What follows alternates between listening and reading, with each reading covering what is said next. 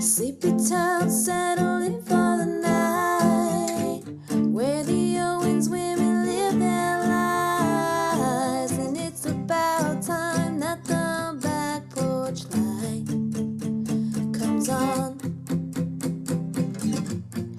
at that house down the street,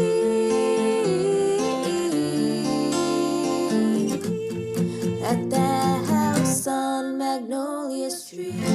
It's kind of weird getting back on the horse. I felt like it's been a while. I agree. This is strange. All right, is your There it microphone is. plugged in? That's a good question. You sound very roomy. Sure is not. Sure is not. So I'm what like, is this? you sound like you're in a room right now. Is that better? There you go. There you are. Shit. Oh shit.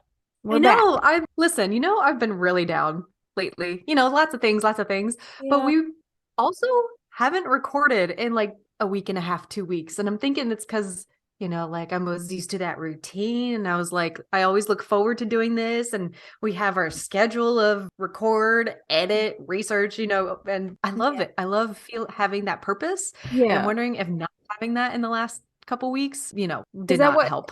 Is my that what mental was getting state. you down? That's giving you the blues? You just missed me? I missed ya. I'm glad you're back safe and I sound, missed bad on you boats. too. Yeah, bad on Yeah, I was on a boat this past weekend. I'm on a boat.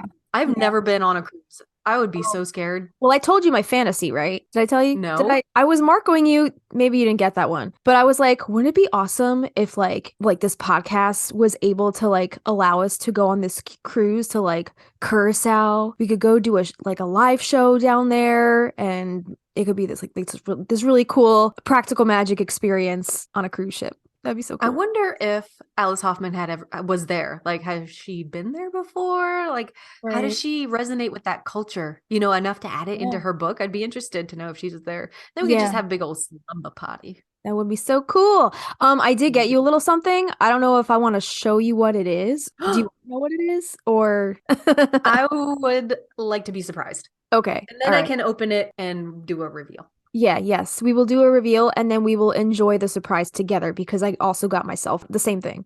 Do we have matching somethings? Yes, but it's something to be enjoyed, not something to keep. Okay. Yeah. Okay. So it's it's a edible something? Yes. Or a drinkable something? Either one. Yeah. Well, I will let you be surprised, but I just wanted to let you know that I did get you something. And remember I sent you the picture from the cruise, or I was trying to send you a picture from the cruise ship, but the reception was horrible. I never got any photos. Okay, good, because I'm actually glad you didn't get it. So now you'll be surprised when I actually send it to you. It's not hot dogs, is it? Because you kept saying that's all there was to eat. No, it's not a hot dog. I'll get her a one-of-a-kind cruise hot dog. Right. No, it's not a hot dog. It's I think you'll it's something practical magic related. Cool. Okay. So it'll be very exciting when you get it. And when you do get it, I want you to wait to open it so I could see you open it. Okay. Yeah. Is it something I have to put together? Like No. Okay. No. Bitch, I ain't buying you anything from IKEA. You're gonna have to put anything together. We're gonna open it. We're gonna enjoy it together. Yay. Thank you. Thank you so much. It'll be an event. And the only thing I brought back from Edisto were seashells. So unless you want some seashells, that's all about myself. I tried getting some seashells from the beach where I was on the island, but I got yelled at by one of my friends. They were like, "You're not supposed to take anything back. They're gonna pat you down when you get on the ship." They pat you down? Apparently, well, yeah. When you get on and off the boat, they have like a security thing, like one of those things you got to step in, and they can I guess see if you have anything. Like any seashells tucked under your bra. Wow. So I couldn't take anything back into the ship with me, but we went to that beach it's called Botany Bay, but it had all those like trees that are like fossilized, dead trees in the water. That's called like the graveyard, the boneyard. That's so cool. And it's a like protected area. So if you do take anything, if you are caught, it's a $450 fine. So but they have, because nobody takes anything, those huge like mussel shells and conch shells, like perfectly preserved. So I think if you really want like a primo shell, it's $450. Oh, that's a steep fine. That's too much for us. I did take some pictures of some like witchy stuff I saw on the island, which I have to show Oh, you. I have to cool. show you this. This is really cool. I saw these and thought of you, and then I was taking pictures of them, and my friends are like, "What is she taking pictures of?" And Avi was like, "Oh, just some witchy shit." I like how my husband just knows. So he is very supportive. Yeah, but look at these rocks.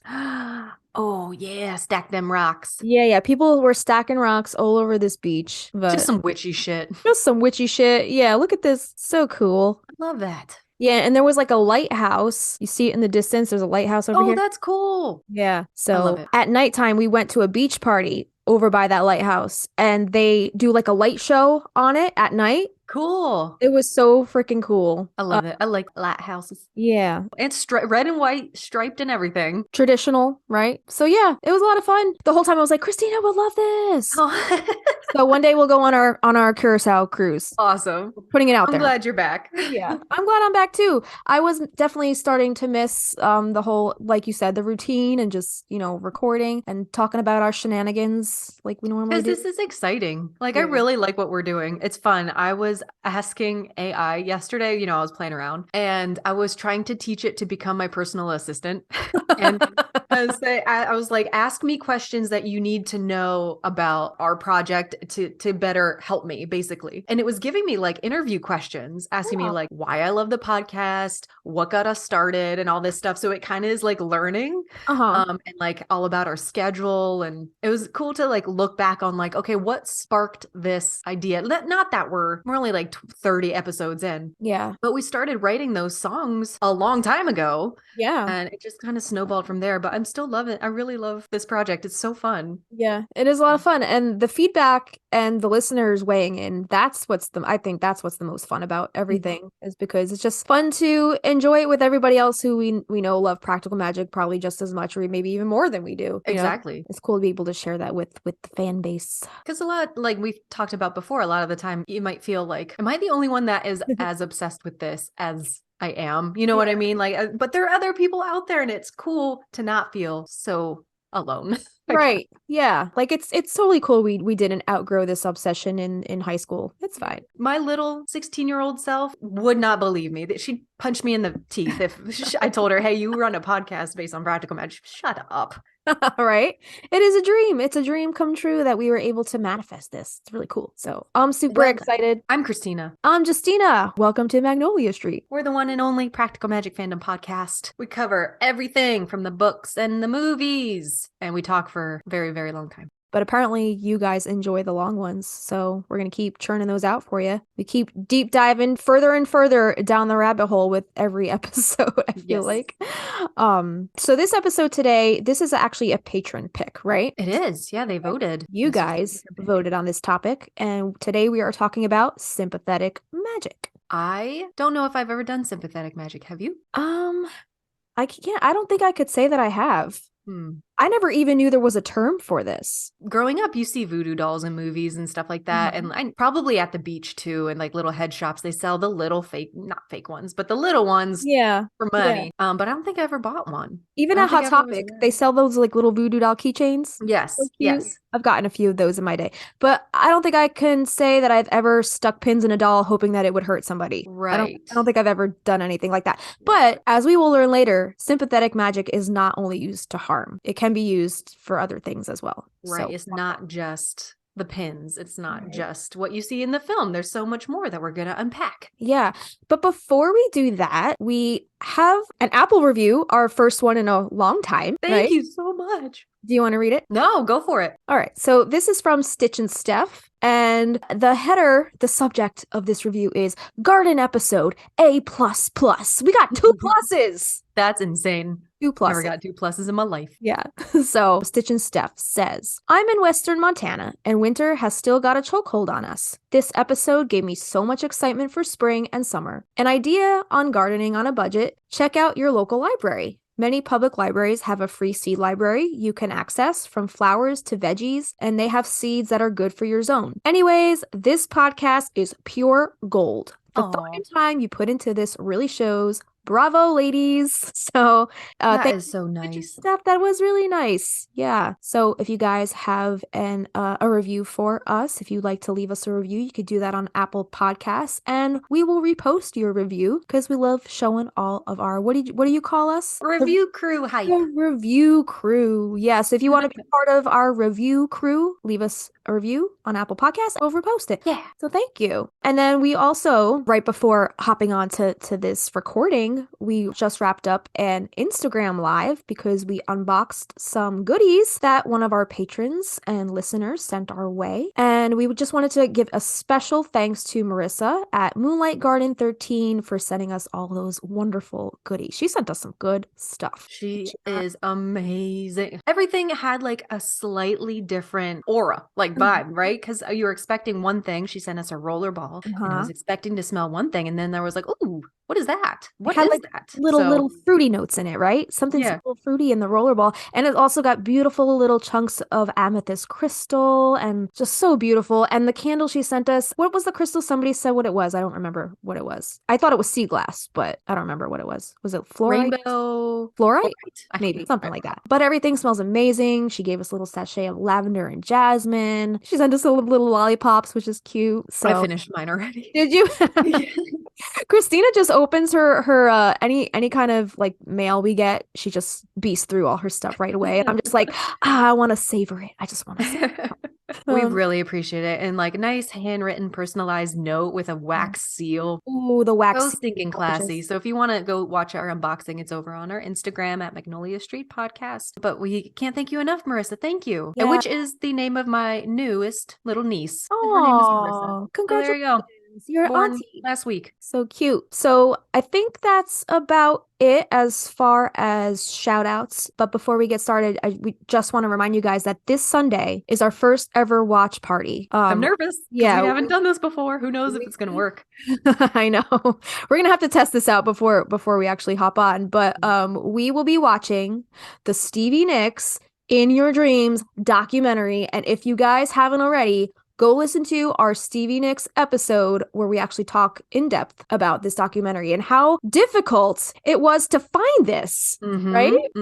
Justina paid a pretty penny to get this because you can't find it anymore streaming or anywhere. You have to buy the DVD on eBay. eBay. Yeah, not even Amazon. It's not in any like normal DVD selling library platform, nothing. I found this on eBay. So I hope it's a legal copy. Yeah. Have you tested playing it? I have not. I took it out of the box, but yeah, I'm gonna test it before we. It's probably like a Scooby-Doo and the haunted island or something. It's just Titanic. It's just the whole movie Titanic. Can you imagine? Wow. Oh my God. Yeah. So join us this Sunday at 6 p.m. to Eastern time. Standard Time. That's right. And it's we'll be doing this through our Discord, so you can access that through our $5 tier on our Patreon. Thanks. Yeah. So I think that's all the business we have for today before we deep dive into this topic. We're getting back in the saddle. So if we're a little rusty, that's okay. I think it feels good today. I feel like it feels like we haven't even stepped away, you know? I feel like we're naturals at this point. Okay. All right. Okay. I hope it comes off that way anyway. It's all coming back to me now. All right. So today we're talking about sympathetic magic. But before we get into the book mentions, I think it's important to just define and establish the basics of what this term actually is so you can get a better understanding of it before we splunk down the rabbit hole today. So Justina, what is sympathetic magic? So according to the dictionary, sympathetic magic, it's a noun. It's primitive or magical ritual using objects or actions resembling or symbolically associated with the event or person over which influence is sought. So, for example, voodoo dolls, usage of poppets, or sticking other objects that represent a certain person with pins or needles in order to affect your target in question. And this has been a common trope in pop culture, which we will talk about some of those references a little later on. Those are just a few examples. There's many ways to use sympathetic magic and different forms of it, But for now, let's chat a bit about where we see this concept in the practical magic movie and the books, starting with the movie. So the dove scene. Do you want to take it away, talk about the dove scene a little bit? Yeah, we're just going to spitball on this one. Yeah. So we see in the practical magic movie a little bit of sympathetic magic go down in the scene where the neighbor, who we dubbed as Irene, she's in the book, she's Irene, comes to the back door. She needs a love spell to make a married man leave the wife and fall in love with her. And we hear Jet and Franny say, get the bird and get the book. So they are using that bird in a sympathetic magic practice. I wonder what other animals they use. Like, could they not have used something else? But in the book, they also use doves' hearts, which we'll get to. But that dove is basically a representation of the man. It's sympathetic magic is I'm taking this thing here to represent that thing over there and working to come out with an identical end result of some kind. Right. So they want to use that dove and prick that dove's heart as a representation of her pricking the heart of the man and gaining his love. That's all. Got it. I never saw it that way. I always thought they were like trying to I don't know. Obviously she didn't want to hurt him because she wanted to be with him. But I was always under the impression that if you stab something with the intention of having it represent somebody else, then it would hurt that person, you know? So I always took it as another way, but that makes sense. Kind of like awakening his heart to this taboo kind of love. We also see Jet take the pin after and kind of look at it like, oh, this is the blood we needed or something like that, you know? Like she looks at it like this is what we needed. We didn't really need the dove itself. Got it. We needed the pin with the blood, but we'll never know. Right. Yeah, I always thought that scene was I always did what Sally did, kind of cower a little bit at it, and it's kind of just in awe. She's just memorized. I know. She's eyes wide. Yeah. So the scene in the movie is a little reminiscent of what actually happens in the book, right? Because the book was written first. So they took this bit from the book. So we're going to get into book mentions from the very first book, Practical Magic. And this starts on page 16. And I think that scene in the movie was taken from this passage pretty much. It says, I'm sure, the girl said in her calm, beautiful voice, and the aunts must have been satisfied because they gave her the heart of a dove set on one of their best saucers, the kind with the blue willows and the river of tears. Sally and Jillian sat on the back stairs in the dark, their knees touching, their feet dirty and bare. They were shivering, but still they grinned at each other and whispered right along with the aunts, a charm they knew well enough to recite in their sleep. My lover's heart will feel this pin, and his devotion I will win. There will be no way for him to rest nor sleep until he comes to me to speak. Only when he loves me best will he find peace, and with peace rest. Jillian made little stabbing motions, which is what the girl was to do to the dove's heart, and when she repeated these words for 7 nights in a row before she went to bed. So it seems here that it was just the heart of a dove. So it wasn't a live dove, it seems, right? Right. Yeah, that makes sense. Yeah. They upped the ante for the movie. They really did. I wonder if because is it PG-13? Let me take a look, because if they're showing, maybe if they're showing actual blood. Yeah, they didn't show it. They never showed it, right? They never show anything. Yeah. Just implied. Dude, I don't even know. The last time I looked at the back of a DVD, Jesus Christ. Okay, there it is. The PG-13. Where's that shit labeled? Yeah. Yeah. For some violence, intense thematic elements, and sensuality. Okay. So I guess that's probably the only difference in the two scenes, is that in the book, it was just the heart of a dove that had probably already died, some sort. In the movie, they actually stabbed a live dove, which I hate it. It's so sad too to watch Franny go out into the conservatory to the bird cage. There's a bunch of birds in there, and it's almost as if they're breeding doves there for this sole purpose. Yes. You know? Oh, those poor doves. And I'm wondering if maybe Franny just used the doves because she had that kinship with birds. But which then is also fucked up. Right. That's yeah. So that kind of doesn't make sense, because if she has such a connection with these birds, how is she okay with killing them for means of, I guess, magic? Yeah, exactly. So I don't know. That never sat well with me, but we've talked about their ethical nature before. Yeah. Or lack thereof. Yeah. Anyway, page 20. Sally never would have stayed. She would have run all the way to her room and locked the door with a deadbolt, had she known that in order to compel a man to marry you when he doesn't wish to, something horrible has to be done. She closed her eyes as soon as they brought the mourning dove in. She covered her ears with her hands so she wouldn't have to listen to it shriek as they held it down on the countertop. It is a live dove. It is a live dove. Okay. Okay, so Podcast. this is a different instance because the first one was on page 16 and this is all the way on page 20. No, it's the same thing. Is it the same thing? Uh-huh. Okay. All right. Interesting. So they held it down on the countertop. She told herself she had cooked lamb chops, she had broiled chicken, and this wasn't so different. All the same, Sally never ate meat or fowl or even fish after that evening, and she got a shivery feeling whenever a flock of sparrows or wrens perched in the trees, startled and took flight. So yeah, I don't think I'd be able to eat another piece of chicken after seeing that happen.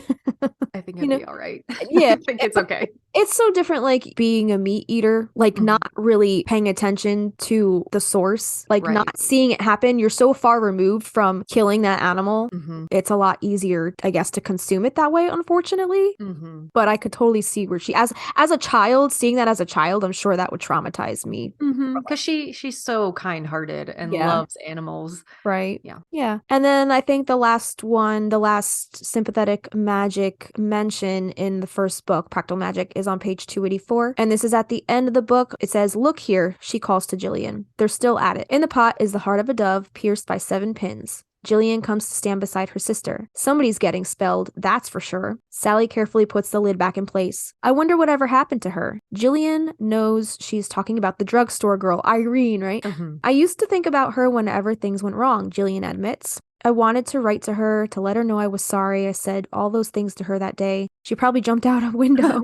Sally guesses, or she drowned herself in the bathtub. Let's go find out, Jillian says. So the aunts, they basically are doing the sympathetic magic again at the end of the book. And this is when Sally and Gary comes to meet up with Sally once again, right? After the whole Jimmy debacle goes down in the garden. Right. Is this Magnolia Street at the end? Oh, that's a good question. I think this is at her house. Is it- Wait a minute. It has to be Magnolia Street because Irene lived in that town. Yes. So they're back on Magnolia Street. The aunts are back at their shenanigans with the sympathetic magic. They see the dove heart on the plate. But is it for Sally? Because is it I for think in another line, it's like, little did Sally know that Jillian was the one who called Gary to see, like, what the fuck are you doing? Come get your lady, you know? So do you think Jillian did the dove thing on the plate to... You know, we don't know. Yeah. We'll never know. That whole ending is a mystery. So those were all the mentions in the Practical Magic book. Yeah. Now we're going to move on over to Rules of Magic. There's a lot more sympathetic magic, I think, in this book because Awesome. we talk a little bit more about the left-handed path, right, in this book because Vincent is a kind of a dark child. He's obsessed with the Dark magus. horse. He's the dark horse. Yeah. He's obsessed with darker magic. So you want to take us through some of these mentions? Page 25 through 26, it says, Franny had stumbled upon some of the more disquieting ingredients in the pantry. The bloody heart of a dove, small frogs, a glass vial containing teeth, strands of hair to boil or burn, depending on what you wanted, to call someone to you or send them away. Page 34 and 35. One of Maria's remedies called for the beating heart of a dove to be taken from the bird while it was alive. Another included collecting the hair and fingernail clippings of a disloyal man and burning them with cedar and sage. I wonder if Hannah ever did the dove thing or if she got that from Rebecca. I feel like that's a Rebecca thing. I think so, but didn't Rebecca come to Hannah to do that spell on, was it her husband or somebody? I can't remember if that's the one. She wanted a reversal. She didn't want a love spell. She wanted the remedy for whatever she did. The 10th. Got it. Yeah. I think, I added some magic lessons references after Rules of Magic. So I guess we'll clarify that one once we get to magic lessons. Okay. Page 182. Hexes, curses, conjuring, causing spiritual sickness. Such practices could be addictive, especially when customers were willing to pay high prices for them. He, talking about Vincent, set up shop in his predecessor's room. It was sympathetic magic he dealt in, some so exhausting he had to sleep for days to regain his strength. In no time, he had a list of wealthy clients who didn't care about the rule of 3. I don't remember that. Yeah. It continues. They took it upon themselves to turn evil back on the one who had created it, which meant that a candle must be burned backward, or a container spell with mirrors must be put into use. Wicked magic was used to bind an enemy, often in business, wherein a photograph or doll or image was used to represent the one who would be cursed. Some of the spells were painful and risky. All were unethical, and yet Vincent began to collect and sell paraphernalia of jealousy and hate, coins, mirrors, combs, pyramids, figurines, amulets to protect and those meant to harm. Franny had been right about his magical learnings. They led to trouble. and always had. All right. So page 273. Back in the abandoned apartment, covered with graffiti, he brought from his shirt pocket and the photograph William had taken of them when they were first together. Some love magic was brutal and quick and didn't give the other person a choice in the matter.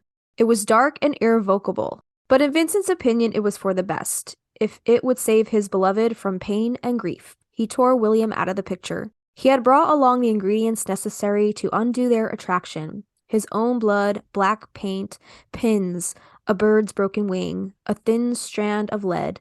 He could fix it so that William would never even see him. It was emotional camouflage. Whom you had loved, you would no longer recognize. He would not know his voice, his touch, their history. Without knowing why, William would throw out anything that might remind him of Vincent. Letters he'd written, the tape of I Walk at Night. He would open a book Vincent had given him and not know where it had come from. He would toss out the second pillow on the bed. I wonder if that I Walk at Night has an origin, you Mhm. know, or if she just made up the song, or if we should take it under our wing. We're gonna take it under Because I our think he has lyrics in here because somebody, Yeah. you know, there's lyrics in there. Yes. Wouldn't it be awesome if we put a melody to it? That's what I'm thinking. Uh-huh. Yeah. I'm picking up what you're putting down. We'll get to that. We're gonna get to that. Okay. Put that on the list. Okay. Alright. Oh, I started another Discord just for the Magnolia Street think tank and invited you. So it's up there now. All right, I'll check it out. All right. So page 321 to 322, she, talking about Jet, began to work from Isabel's grimoire, starting with the easy recipes, chamomile for blessing, hyssop and holly to dispel negative energy, and after a few weeks, she progressed to one of the most complex spells, the Dove's Heart Love Charm. She went to the butcher's for the heart afterward, so she's not using a live dove. Okay. Just putting that there. Not And here afterward, anyway. There was all sorts of chatter on Main Street. People peered out their windows as she walked home with her bloody paper bag. She was to prick the heart she had carefully prepared for a client who was to say, my lover's heart will feel this pin, and his devotion I will win. There will be no way for him to rest nor sleep until he comes to me to speak. Only when he loves me best will he find peace, and with peace rest. That night, the porch light was on. So they're open for business. And into it.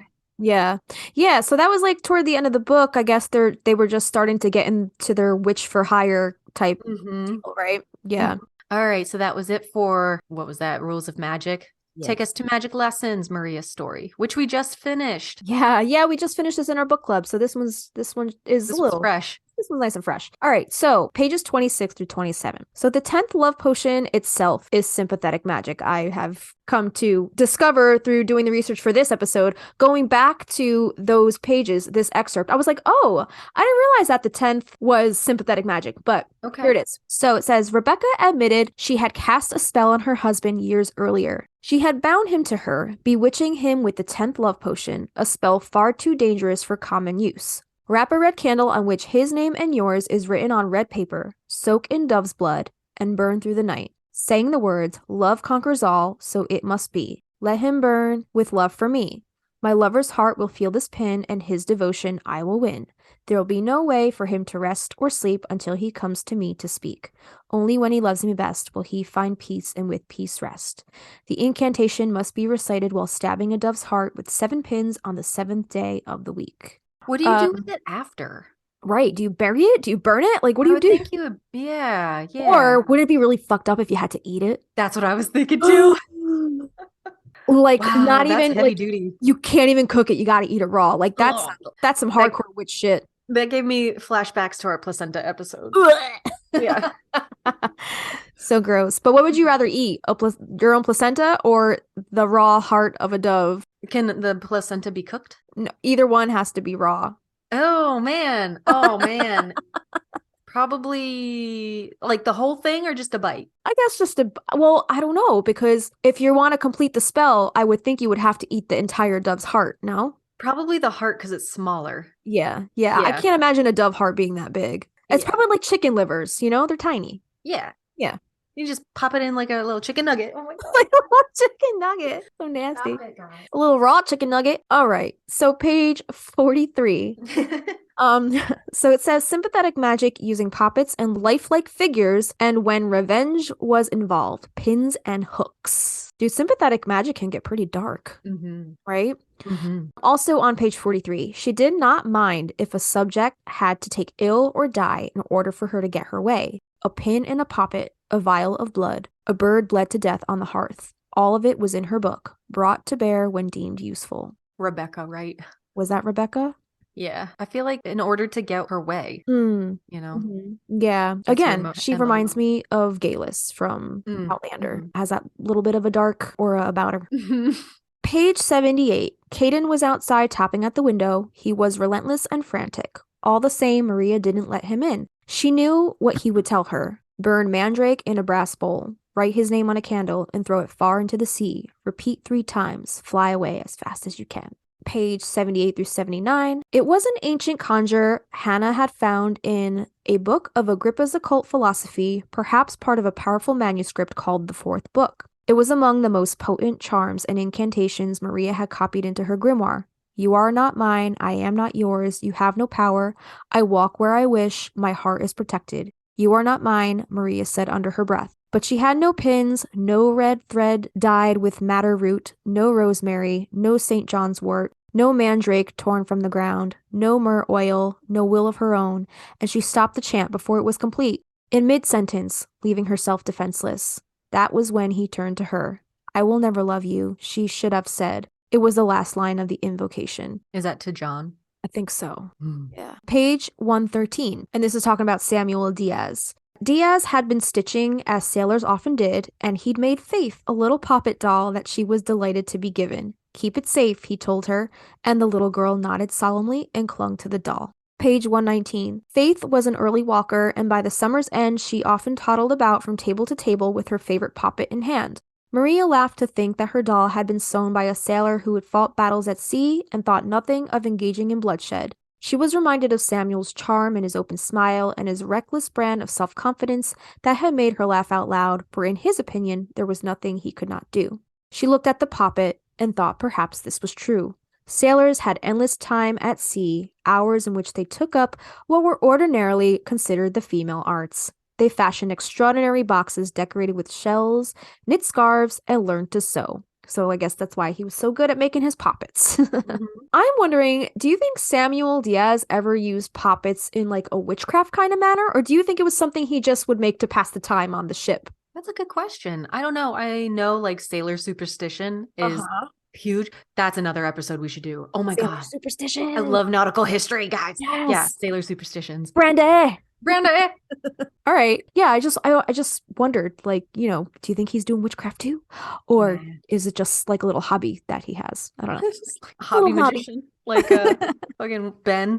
Ben. Yeah. All right. Page 149. If indeed she was a witch with bad intentions, she could have easily had her revenge. She might have stolen the Hathorn boy and left a changeling in his place, a faceless poppet made of straw. Even an ordinary woman who had been betrayed might have started a fire in the garden, a flame that would have quickly spread to the roof and the gables, but Maria did no such damage. Revenge was not in her nature. Was it though? Was it not in her nature? No, it was in Faith.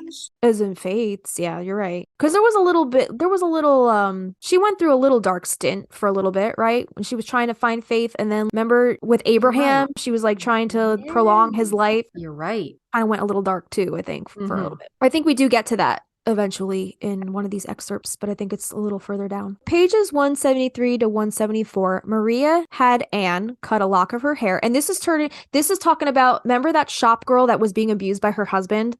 Okay. And Maria kind of like did this spell for her to kind of get rid of the husband without question. Anne Heche. What was her name? Hatch. Anne Heche. R.I.P. Anne Heche. Maria had Anne cut a lock of her hair to burn in a brass dish. This was the end of an old life and the beginning of a new one, and the transitions must be marked. From black cloth and red thread, a small poppet was fashioned, stuffed with blackthorn and cherry bark, and then Anne's husband's name, Nathaniel, was stitched upon the cloth. Anne pierced her finger in the process, and her blood stained the cloth, but she had bled many times before on her husband's behalf. Bastard. The incantation for the end of love was written on a slip of paper that she attached to a candle that burned brightly. Let our bond be broken by the powers above. You will wish to run, and you won't look back. When I look for you, nothing will remain. You will not remember me, and you will be nothing to me. This was magic that needed words, for literary magic held the greatest power. Once home, Anne was to bury the poppet outside her front door, then burn the incantation and walk the perimeter of their property, laying down the ashes. When she went inside the house, she must dust his clothes with salt. This will drive him away, Maria said. Once he leaves, his fate is his own, and neither you nor I are responsible for what happens then. And he disappears, right? Yeah, he's out. He's gone. Page 224 to 225. Nothing helped Maria Owens, not even the back pages of the grimoire, which contained those spells from Agrippa and the Key of Solomon, only to be used in the most dire of times. At last, she performed an act of desperation. She lay on her back, naked on the floor, inside a pentagram she had drawn with charcoal. She was surrounded by burning candles, a brass bowl of blood, and fingernail clippings, and strands of hair on fire. She had made a small wax figure of Martha. That bastard. That asshole. Yeah. Dude, I was listening to our Rabbits episode, and you were laughing at me calling Martha Chase an asshole. That And I thought, asshole Martha Chase. that asshole Martha Chase. Just made me laugh. She had made a small wax figure of Martha that twisted in the heat. This was left-handed magic, dangerous to one and all. Use only when you must, Hannah Owens had written in her perfect handwriting, and know you will pay a price for doing so. There was always a price when magic was used selfishly for the practitioner's own benefit, but Maria no longer cared. There it is, she's going dark here. Mm-hmm. The wax figure was stabbed with a single sharp pin, and the wax shuddered as it dissolved. This was sympathetic magic. Do unto an object what you would wish on an individual. One becomes the other. And this is some Latin. Okay, ready for this? I'm ready. Ut omnia quae tibi. I don't know. Do you think that's Latin? That That's- sounds like something else. No, it sounds good to me. Is it? Okay. So that means take all that you want. Quid enim mihi est meum. Give me what is mine. So Very that- good. That's what that means. I don't know if I said that right, but I tried. All right, so page 292 to 293. Faith was thoughtful, biting her lip. Does a person have to pay for any life they've taken? Finney had begun to wash off the carriage, carrying buckets of water from the well. Maria assumed he was the reason Faith had asked about penance. Did he kill Martha? Maria asked. No, Faith said grimly. It was me. There was a film of black behind the girl's pale gray eyes, the mark of guilt. Still, she was a child. No, Maria said, you didn't. I might as well have, Faith admitted. I watched her die. I could have pulled her out of the tide, but I left her there to perish as it rose around her. If anyone was to blame, Maria felt it was herself. She thought of the wax figure and the pins, and the fire that had melted into a black pool as Martha's name was recited. Oh shit! So Maria killed her. Maria killed her! How about that? I never put that together. How about that? Holy revelation. All right. Okay. Fucking A. So yeah, Maria got pretty dark Maria there. Spell killed her. There you go. And then a life for a life. So like Uh-huh. her black magic. Abraham. That's what killed Abraham. Mhm. Ah, it's all connected. It's all making sense now. Uh-huh. You get what you give. You walk into the dark, and the darkness abides within you. I wished her ill and tried to cause it to be so, she told her daughter. I use the sort of magic we must never turn to. But Faith is already long gone at that point, right? Mhm. Page 329. Faith certainly didn't intend to leave Keeper behind, for the loyal creature would have leapt into the freezing river to follow her if he must. When the purser went off to see his other duties, Faith withdrew a figure made of hemlock bark. She held a match to it and recited an invocation from the Book of the Raven, watching as the wood melted into a black pool. Each time she recited a spell from the text, she felt a change inside her, as if her blood burned more hotly and her bones became sharper. Her hair was so darkly red, it looked like black in the shadows, as if the person she once was and the child Martha had stolen had magicked into one being. There's magicked as a verb again. Mhm. She was made of blood and heart and soul, and it was blood magic that she had practiced. She was no one's little girl now. From a distance, she appeared to be a full-grown woman, and men were attracted to her. She seemed different than other girls. It was the manner in which she looked at the men who stared at her, so directly, as if to see who they truly were.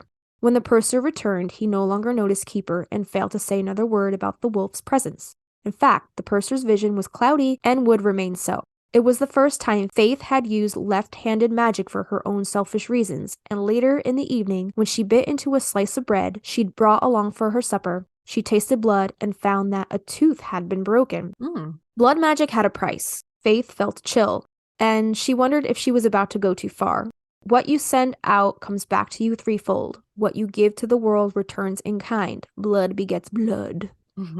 Page 349 to 350.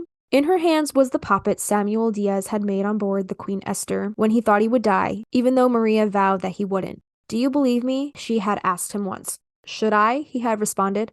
She took the poppet downstairs, and as she tucked it into the satchel, the fabric tore. It was sailcloth, strong but hastily sewn, a crude toy that Samuel Diaz had told her she must never lose. She kept it for 13 years. She had been a girl of 16 then, and was now a woman of nearly 30. When the poppet split open in her hands, she began to cry, an act she should not be capable of, but again and again, Samuel Diaz caused her to weep. Perhaps she had inherited this trait from her father, who could cry in command when he was a player in a tragedy. Maria's tears were hot. They burned through the sailcloth as the poppet split in two. Inside, there was a small blue pouch embroidered with the letters SD. When she emptied the contents, she held 7 small diamonds in her hand. He is way too good to her. Right? Yeah. Way too good to her. Page 366. Faith had the Book of the Raven tucked inside her dress, burning her chest. She had a talisman in hand, made after finding a blackthorn bush in the woods, a wild bitter plum whose shimmering black bark was covered by large black spines. She collected a handful of spines, even though her fingers bled, and she pressed them all into a ball of wax and hatred, a charm to carry with her, which would increase her power and cause this man who was her father pain throughout his body. Something unnameable and incurable. If she attached it to him, the revenge would be threefold, strong enough to burn a hole right through him. What she wished for was that forever after, throughout history, Hathorn would be remembered as a man who had no conscience, as he had called for the murder of 20 innocent people. And that is actually a historical fact, right? Bastard. He was the judge on the Salem witch trials, and he murdered a lot of innocent people. Okay, so that is it for magic lessons. And now we're going to move on to Book of Magic. Okay. So there's a lot in this one too, isn't there? Yeah, there It is. really ups the ante with the magic in every book. Uh-huh. Page 48. How to exact revenge, how to break another's heart, how to cause a rival to fall ill, how to escape from a cruel man, how to set fires without touching a candle, how to make figures of wax and cloth and blackthorn and scarlet thread that would cause grave result to an intended enemy, how to bring on a curse, and more important, how to end it. Page 122 to 123. So Vincent uses elements of sympathetic magic to pinpoint Kylie's location. She's run off, she's missing, and the family has gone to the UK to find her. So Vincent is like the finder, right, of the family. Yeah, they do deem him as the finder, right? Yeah.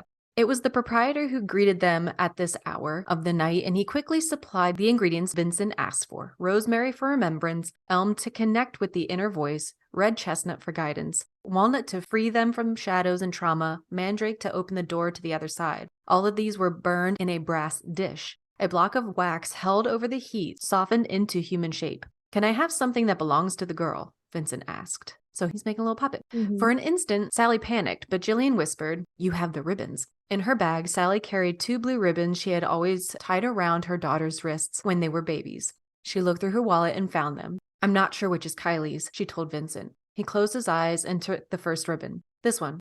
He tied the thread around the wax figure, which was placed in the dish with the herbs where it melted. "Do you have an atlas?" he asked the proprietor. A worn leather tome was brought down from an overstuffed shelf. "This is the book that will tell us where she is," Vincent assured Sally. "Who is lost can be found. Who is found can be repaired. Who is repaired can be lost. Who is lost can be found once more." He needed an amulet, but nothing in the glass case called to him. He knew that his granddaughters were watching him with critical expressions. He was good at this. He'd been a finder ever since he made his way to Greenwich Village, when he discovered who he was. And yet now he was unsure of himself. I feel that so hard. Like, you know what you're doing, but somebody's over your shoulder. Uh-huh.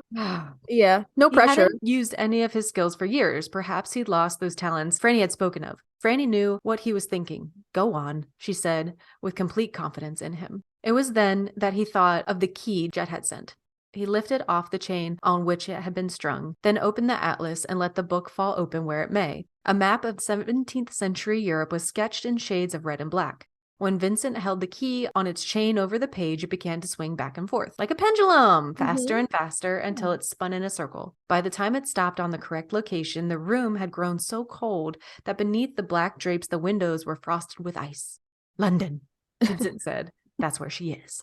So he like meshed sympathetic magic with divination here. Mhm. That's really There's cool. no rules. No rules. No No. rules. Page 173. On the cluttered bedside table, there was a poppet. This is okay. So Ian is an additional character in this book, and he is like a folklore magician witch guy, but they need his help, and he's been spelled. And Sally goes to talk to him to have him help find Kylie. When she goes to his apartment, he is paralyzed by some kind of spell. Yeah. On the cluttered bedside table, there was a poppet, a hand-stitched doll dressed in a white shirt and black pants. Its hair long and dark, its faceless features clearly meant to represent the man in question. The entire chest of the doll had been marked with spots of ink, then cut open with a sharp knife. Beside it was a small, bloody bird's heart. Blood blistered down onto the floor, forming into pools that scorched the wood.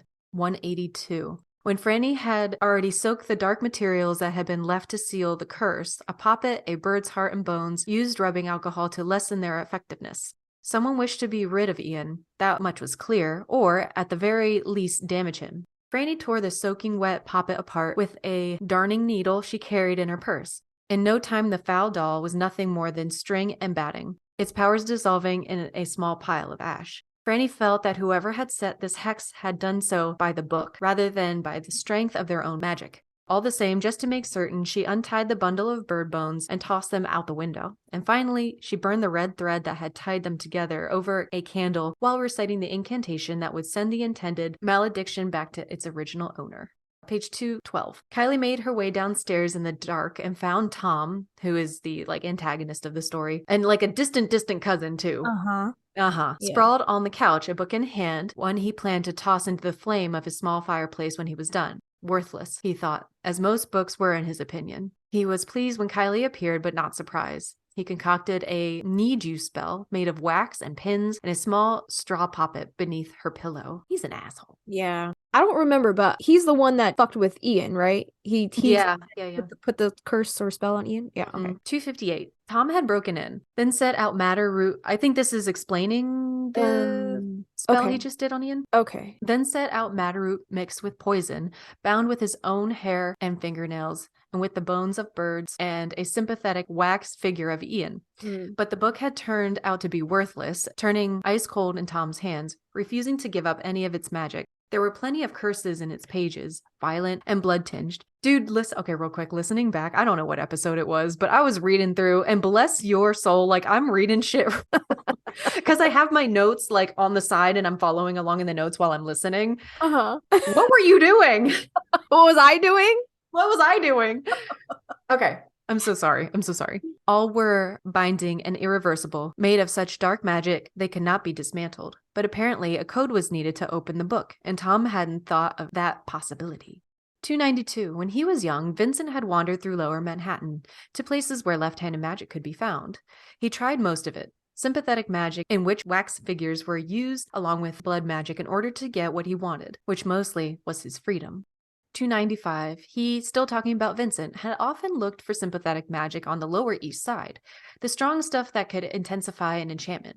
He recognized the wicked ingredients on the small kitchen table: black wax, pins, black thread, madder root, belladonna, the berries of lords and ladies, the heart of a dove, a strange white bone, ash, and a black candle. And then lastly, on page 310, Tom brought out a handful of grass poppets bound with black thread meant to represent the people in town.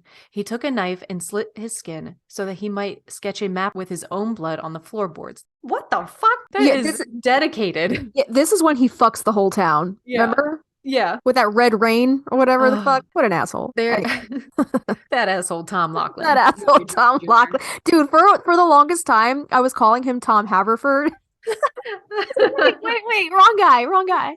Haverford. I wonder if Tom Laughlin likes his chicky parm. Oh, and the appies and nappies. Anyway, go on. Right. There was a church, there was the inn, and the library, and the school, the market, and the dress shop, and the tea house. And there were the people, those who had dismissed him, defied him, ignored him. They would all get what they deserved, each and every one. Mud and earth, belladonna, lords and ladies, straw and grass, and black threads and horse nettle, so poisonous a user had to wear gloves when handling the herb to make a tincture that would produce the hex. He tore his clothes, then threw the poppet into the fire. it should rage. It should bloom as if it were blood, causing the clouds above to fill with illness. He's just like a big friggin' He's a whiny little ass crybaby. baby. Yeah, exactly. Little baby. I was like, fuck this guy. Little tantrum. Yeah. Yeah, So there's that's a where lot I- of sympathetic magic in that last book, huh? Mm, Yeah. She upped the ante with the sympathetic magic. yeah.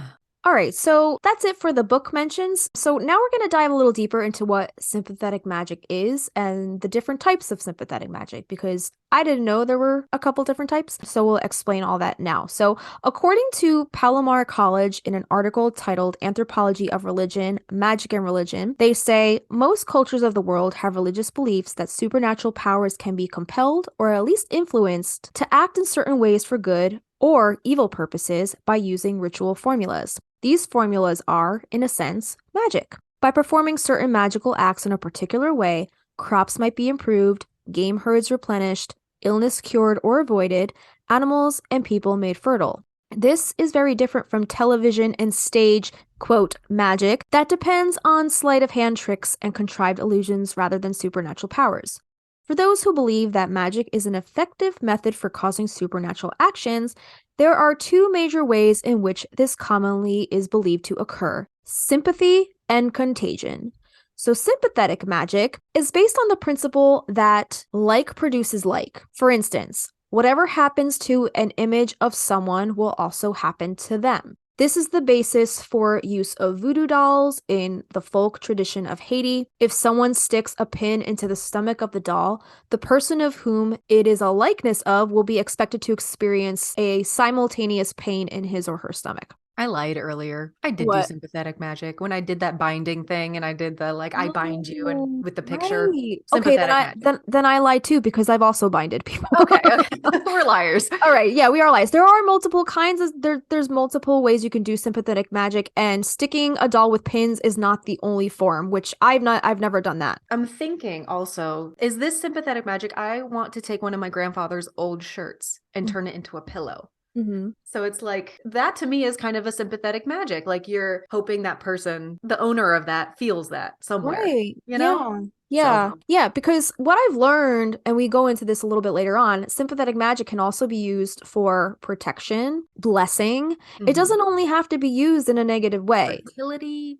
Yeah. There's multiple ways to use sympathetic magic, not just the left-handed path. Mhm, Right. mhm. All right. So sympathetic magic is also referred to as imitative magic. Contagious magic is based on the principle that things or persons once in contact can afterward influence each other. In other words, it is believed that there is a permanent relationship between an individual and any part of his or her body.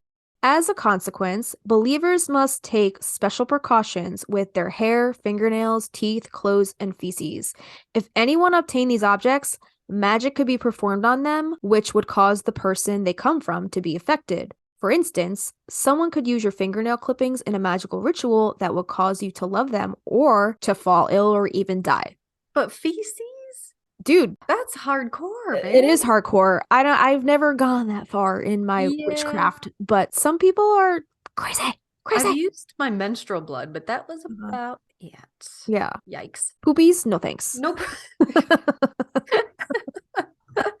Go ahead. So, in a belief system that uses magic as the most logical explanation for illness, accidents, or other unexpected occurrences, there is no room for natural causes or change. Witchcraft provides the explanation. It can be the cause for most effects. Since it can be practiced in secret, the existence of witchcraft cannot be easily refuted with arguments. Believers are not dissuaded by pointing out that there is no evidence that any witchcraft was used against them. For example, you may wake up in the middle of the night and go to get a drink of water. On the way, you trip over a chair in the dark, which causes you to break your leg. You may be convinced that it was an accident. However, if you believe in witchcraft, you will ask why this accident happened to you and why now. Magic practiced in secret by someone who wants to harm you is the answer. And we actually get into this a little bit later on when we talk about Italian folk magic. There's something called the Malocchio, also known as the evil eye.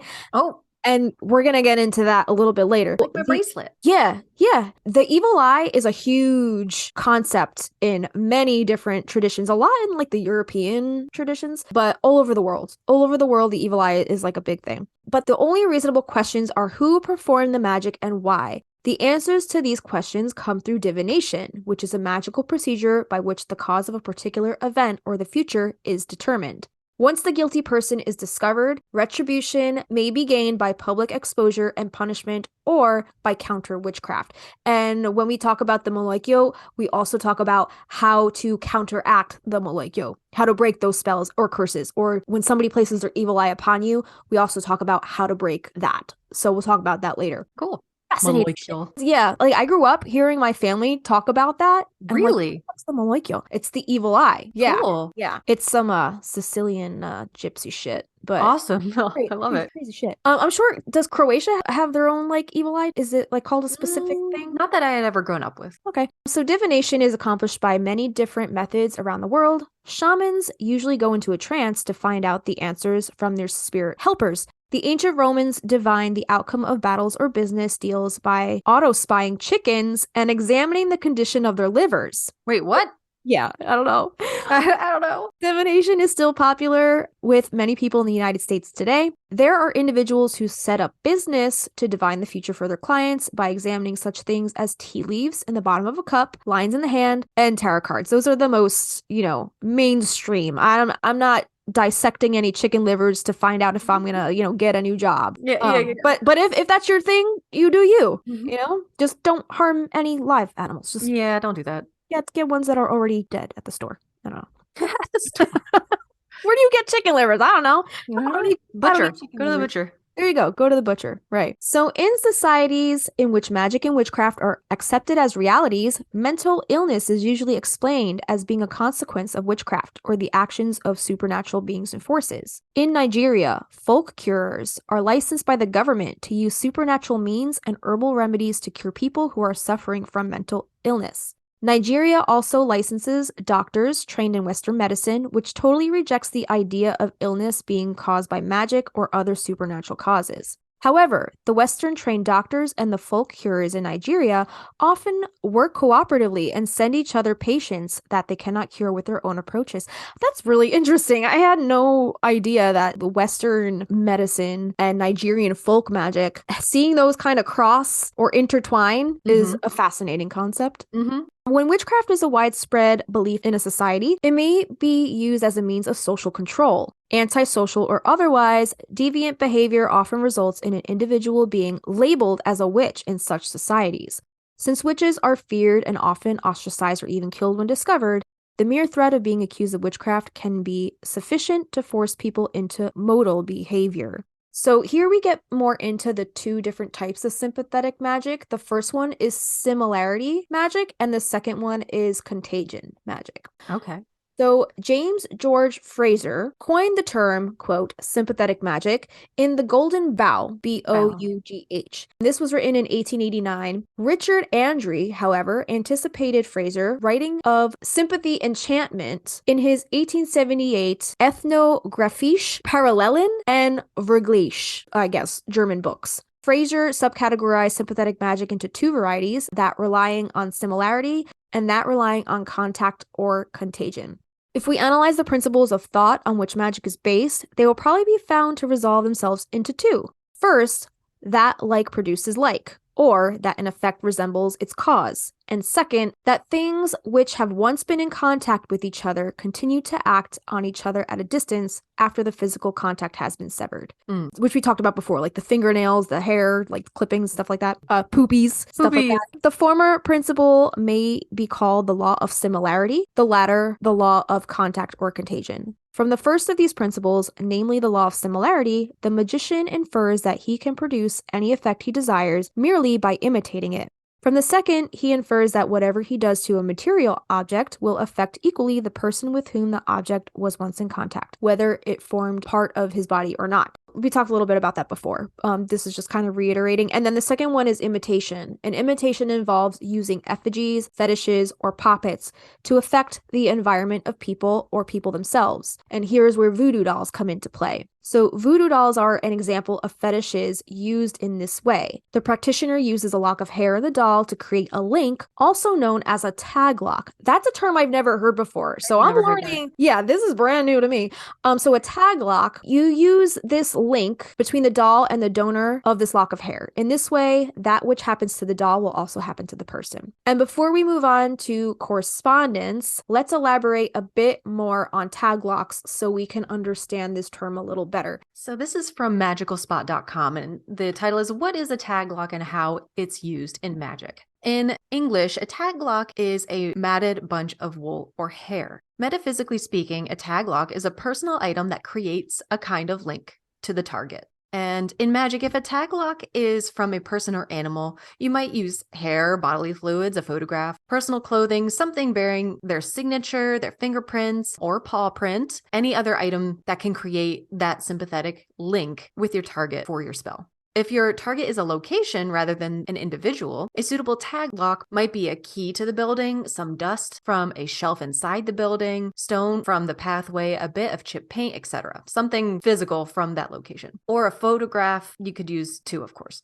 For a business, you might use a business card or some of the stationery with the letterhead on it. The use of the taglock in the spell can vary. It can be used alone, placed inside a witch bottle, or added to a poppet or other representation items. Yeah. So really anything. You use almost anything. Yeah, so just wanted to elaborate a little bit more on what a taglock is because, like I said before, I've never heard the term before. I started diving into researching this episode and I didn't know there was a term for that. So now we're going to talk a little bit about correspondence. So correspondence is based on the idea that one can influence something based on its relationship or resemblance to another thing. Many popular beliefs regarding properties of plants, fruits, and vegetables have evolved in the folk medicine of different societies owing to sympathetic magic. This includes beliefs that certain herbs with yellow sap can cure jaundice, that walnuts could strengthen the brain because of the nuts' resemblance to the brain, that red beet juice is good for the blood, that phallic-shaped roots will cure male impotence, etc., etc. And many of these fall under the doctrine. Many traditional societies believe that an effect on one object can cause an analogous effect on another object without an apparent causal link between the two objects. For instance, many folk tales feature a villain whose life exists in another object and who can only be killed if that other object is destroyed. As in the Russian folktale of Koshi the Deathless. For literary versions, see Horcruxes in the Harry Potter books. The Dungeons and Dragons term, I don't know how you say that. Is that lich? Leech has become common in recent fantasy literature, and Mircea Eliade wrote that in Uganda, a barren woman is thought to cause a barren garden, and her husband can seek a divorce on purely economic grounds. Oh my God. That's fucked up. Yeah, dude. That's so fucked. Many societies have been documented as believing that instead of requiring an image of an individual, influence can be exerted using something that they have touched or used.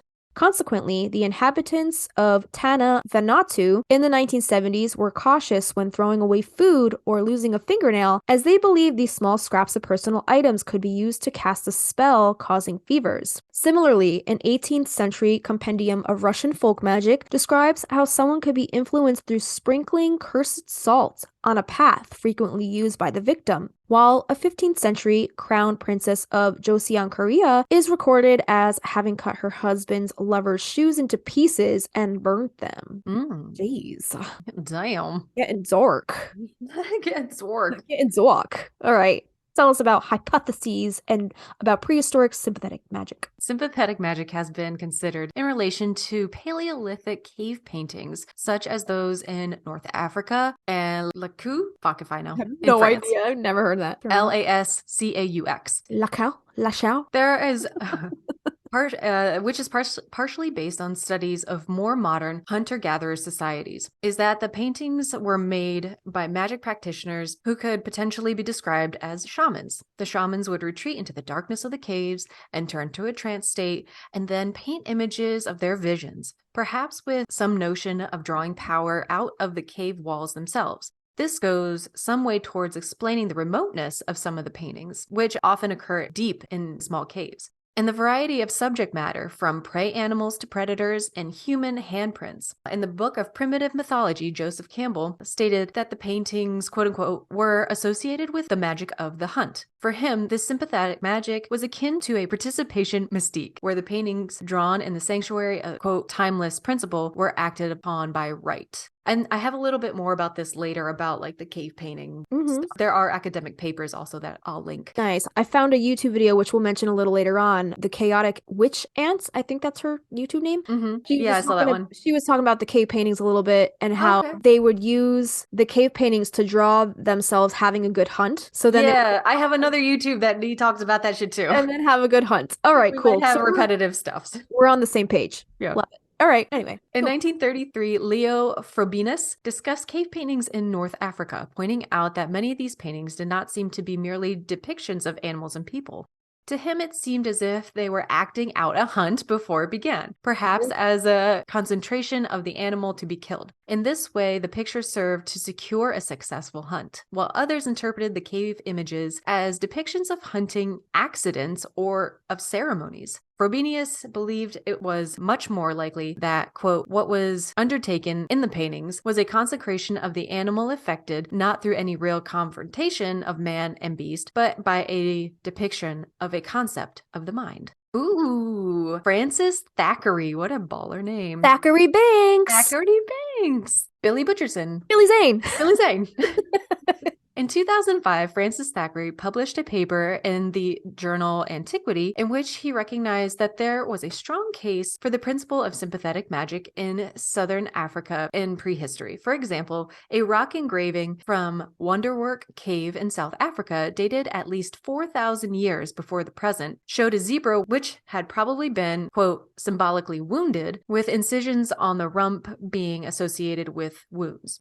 Ochre on the engraved slab could represent blood. A prehistoric rock painting in Malocchio in Lesotho shows what appears to be men or shamans bending forward like animals with two sticks to represent the front legs of an antelope. Thackeray suggests that these men, perhaps shamans or, quote, medicine men, dressed under animal skins, were associated with hunting rituals of the kind recorded by H. Lichtenstein. Is that right? Yeah, I think so. In 1812 in South Africa, in which a hunter simulated an antelope which was symbolically killed by other hunters, in the belief that this was essential for a successful hunt. Such rituals could be represented in prehistoric art, such as paintings at the Malocchio in Lesotho.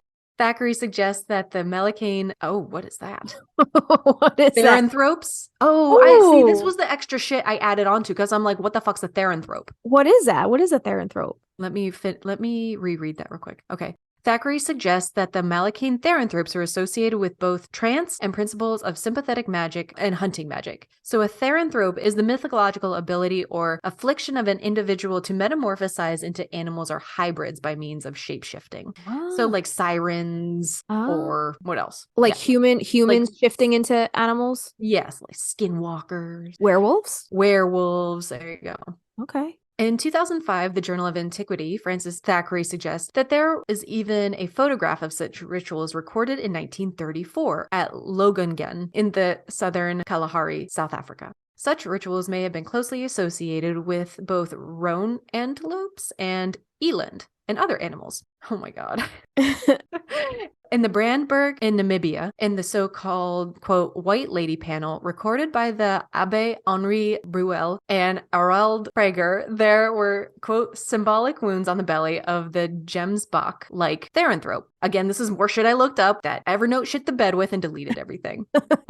So listeners, just go on Wikipedia, which might relate to the principle of sympathetic hunting magic and trance, as suggested by Thackeray in 2013. At the Apollo 11 cave in Namibia, Eric Wendt discovered mobile art about 30,000 years old, including a stone broken in two pieces, with a Gemsbok-like theranthrope that closely resembled the Brandberg theranthrope, which Thackeray catalogs as a T1. No idea what that is.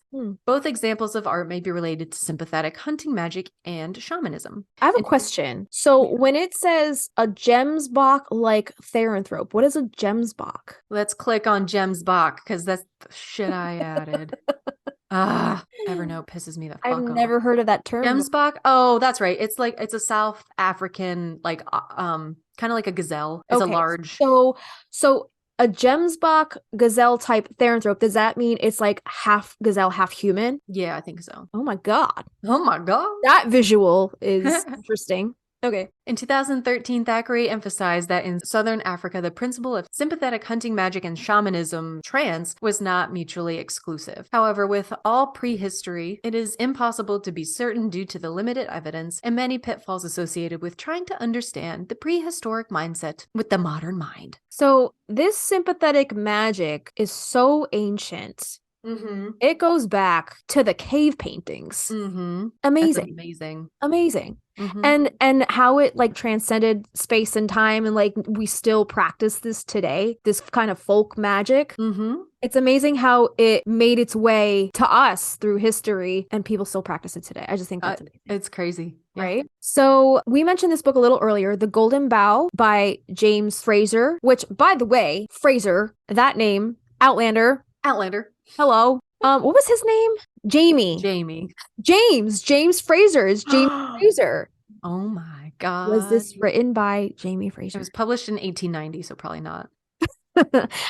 So you can find this book on Amazon, but there's also an entire wiki page dedicated to this book. And chapter 3, the entire chapter 3 is called Sympathetic Magic. So the Golden Bough attempts to define the shared elements of religious belief. Its thesis is that old religions were fertility cults that revolved around the worship of and periodic sacrifice of a sacred king. Published in 1890, it offered a modernist approach to discussing religion. The impact of the Golden Bough on contemporary European literature was substantial. So if you go to this wiki page right here, it's very long. I'm not even going to get into any of this because it's very, very long. So if you guys are interested, we will link this below. The only part that I want to mention is this like cool little graph that he has. At the top, it says sympathetic magic, laws of sympathy. And then it kind of branches off into two, what do you call those? Little Brackets. Two brackets. One is homeopathic magic and the other is contagious magic. Cool. So homeopathic is the laws of similarity, and contagious, laws of contact, which we mentioned before. And he kind of breaks down each one and kind of like goes into what makes each one what it is. So I see another graph farther down too. I love a graph. Yeah, and the one further down, the top header says magic, and then he breaks those down into two categories stemming from that term alone, which is theoretical and practical. There you go, practical magic. Mm-hmm. So we have theoretical magic, which is using magic as a pseudoscience, and then we have practical magic, which is using magic as a pseudo art. He doesn't break it down into theoretical any further, but he does break down the practical a little further into two more little arms. One side of practical magic is positive magic or sorcery, and then you have negative magic, which is taboo.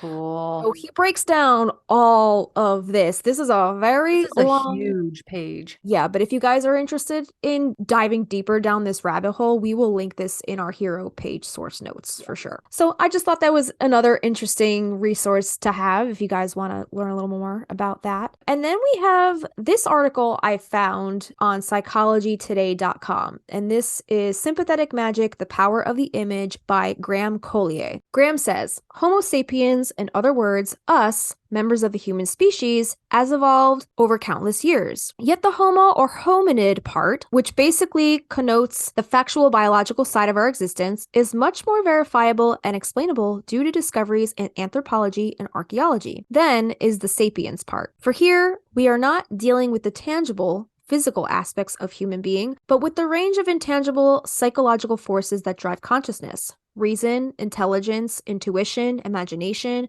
creativity, not to mention the influence of the theoretical mental force we term the human spirit. Opinions vary as to just when, in the distant past, the development and combining of Homo and sapiens occurred, when physical abilities and mental faculties formed their operating union. The kind of working relationship exemplified by the title of this particular blog, where the image is the result of the sense perception and the magic of an imaginative psychological involvement, fact and fancy working hand in hand. So essentially the term sympathy signifies the urge and ability to enter into another person's or a creature's mental state, be it that of your best friend or of your dogs, and feel both an affinity with and a compassion for the state of their existence. As such, it represents a primary awareness of the experience we call love. So you ask, where does the term magic come from?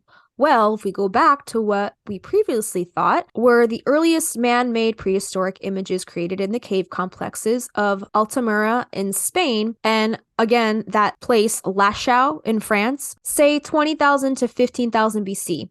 The paintings of animals discovered there displayed an acuity of visual perception, a drawing skill and expression of, quote, feeling for the animal that can certainly be described as, quote, sympathetic, and the equal of any drawings and paintings produced since. And one of the world's most distinguished anthropologists, Henry Bruhl, added the word, quote, magic in describing them, denoting the archetypal belief held by many so-called, quote, primitive societies that to possess the image of an animal so vital for the hunter's own survival ensures a degree of human control over the animal's destiny when it comes to the hunt. In addition, pre-hunt rituals involving the image were intended to assure the animal's spirit that it would not be hunted without mercy. Oh, wow. That's pretty interesting. So they, I guess, wanted to do that in the cave paintings. I guess they kind of portrayed that in the cave paintings, that it would be a merciful hunt. It almost sounds like too that they were honoring, they're like, we know we have to go out and eat, but we have to kill this animal, probably hunting Right. that specific animal, but this animal's picture will be forever immortalized, and honored for sustaining us. Yeah, and they tried to do that in the most humane way, because when we think of sympathy, it's like we feel other people's, well, empathy more, but like sympathy, like you feel that other person's pain. Right. Mhm, mhm. So I guess that was their way of ensuring that the animal didn't go through that much pain in order to sustain them. So the earliest of such magic promoting images, carbon dating around 40,000 BC, were discovered in the Chauvet cave in southwest France only some 20 years ago. Moreover, it should be pointed out that these paintings are in the more remote cave, quote, galleries, regions not used for human occupation, so they cannot be said to simply be a form of, quote, decoration. Which brings us to consider the modern photograph of someone close to us as an image magically functioning in the same way as prehistoric cave art. If such is the case, then it would seem that the passing of 40,000 years has not substantially changed the way human consciousness works to promote such irrational and imaginatively charged thoughts and feelings. Quote, magic, if you like. Well, let me give you just two instances that suggest the survival of these prehistoric levels of consciousness despite our sophisticated way of life in this day and age. During World War II, a Lancaster aircraft taking off on a mission to bomb Berlin turned back on reaching 1,200 feet to circle and land on the aerodrome's nighttime operative runway. The aircraft was carrying a 4,000-pound bomb plus clusters of incendiaries. And not only did this maneuver prevent other aircraft from taking off, but landing with a full bomb load could have blown the whole place up. Flying Officer Smith was arrested and later court-martialed. His defense was that he had forgotten to put the 3 photographs of his wife and 2 children into his tunic pockets, his normal practice, and therefore was deprived of the talismanic protection these images provided. So he came back to collect them. Then that goes totally into like people who like gamble or like bet on horses and all their like superstitious stuff that they have to do before they bet. Like blow on a dice or whatever. Yeah, or stuff like when that. they watch the big game, all this stuff they wear. Yeah, I was watching, what show is I just watching? Tomorrowland or Tomorrow something with Billy Crudup. It's about, they think that there's like a plot of land up on the moon, so they're selling these fake packages. They're like conning people into buying these packages to go live up on the moon. Has nothing to do with what I'm going to say right now, but there's a character in the show and he drinks milk while his game is on to ensure that the game that his team is going to win. By the end of one of the episodes, he like drank so much milk that he just gets like so sick because like, his game is like still going and he's like trying to make sure that his team wins. It's so funny. Yeah. And then like, so the biggest thing like would be a football jersey, like people who wear their favorite team members' football jersey. They are like putting that energy and sympathetic magic into that player by having their name and number on them, which is right. Interesting. Yeah. It's so crazy how like these little rituals are so ingrained into like our everyday mundane society. Like people are practicing sympathetic magic and they don't even realize They don't it. even know. Right. You're all witches. All you Everyone's a witch. Christians. You're all fucking witches. was a fucking witch. Yeah. Going back to this story. Okay, so he came back to collect his wife's and children's pictures. So it says, some years ago, lecturing at the University of Georgia, I was talking about Paleolithic cave art and showing a slide of the red deer of Lashau while discussing the sympathetic magic hunting ritual, and noticed one particular student smiling rather patronizingly, dismissively at such naivety on the hunter's part. Walking up the aisle, I asked him if he thought the whole idea of such a form of, quote, possession was somewhat ridiculous. Of course, he replied, don't you? Without responding to the question, I asked if he had a photo of someone he cared for. Yes, he said, I have one of my mother. May I look at it? Said I. Of course, he replied, pulling out his wallet. Well, she's a very handsome woman. I suppose you have a negative? Oh, yes, he replied. I pulled a Swiss Army knife out of my pocket, opened up the blade. Well, then you won't mind if I just scratch a swastika on this print and made as if to do so? No, he said in some alarm. Don't do that. I pretended to go ahead. Stop, he shouted, and he pulled the photograph out of my hand. Well, of course, said I. I never intended to deface the photo, but it does seem that you still have something in common, even though it's 20,000 years on, with the Paleolithic man. Do you feel that if your mother's image is damaged, something bad might happen to her? He did not reply. Got him. Got him. Yeah, so we all believe in things like this. No matter what religion you are, it's been ingrained into us. It has since the beginning of time, it sounds like, right? Beginning of time. That's right. So I just thought that was a really interesting article just to show how sympathetic magic is just, it's more mainstream than we think. And we have more to come. Oh, we like do. a lot more. We have so much more to come. Let's take a you quick wanna break, and when we come back, we'll do a card pull from the Inner Witch Oracle, and then we're going to dive deep on some of the cultural aspects of sympathetic magic, and also, is there a difference between voodoo dolls and poppets? When we return, we'll hash out the differences between the two and give you some tips on just how to make your own and how to incorporate them into your own practice. So stick around, we'll be right back. You sounded so southern. We'll be right back. Should I do it again? No, it's fine. You're listening to the Magnolia Street Podcast.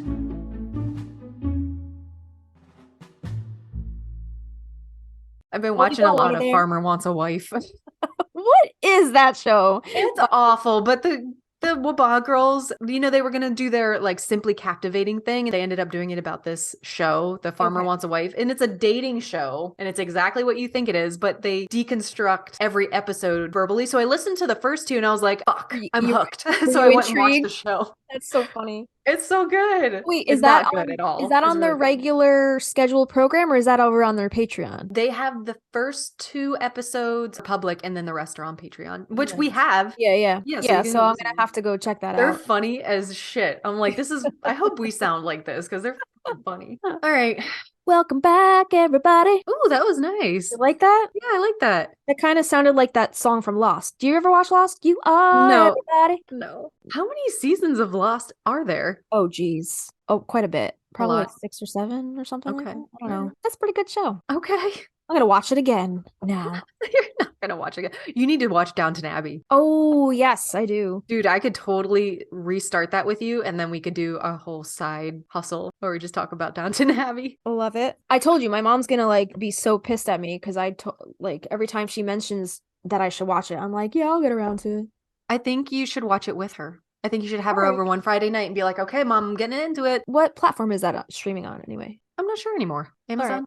I'll have to look But, at it. all right. Hold on, let me make sure all the deck cards are out because those are all fucking up my flow. Okay. I don't know what I could possibly pull that would make sense for this because I don't know if there's any. Is there no dove? Oh, no, wait. Yeah, I think there might be. So, okay, let's see. We could get that, but not. Okay. All right. So tell me when to stop. Stop. Garden Gate. We pulled that one already. Did we pull them? Okay, should we just read the fucking dove card then? Yeah, let's read the fucking dove card. Okay. All right, let me find it. Where are you? Wait, is it a dove card? Maybe it's not. Huh. Sparrow. It's a sparrow. Yeah, it's not a dove, it's a sparrow. And there are no pins involved in this card.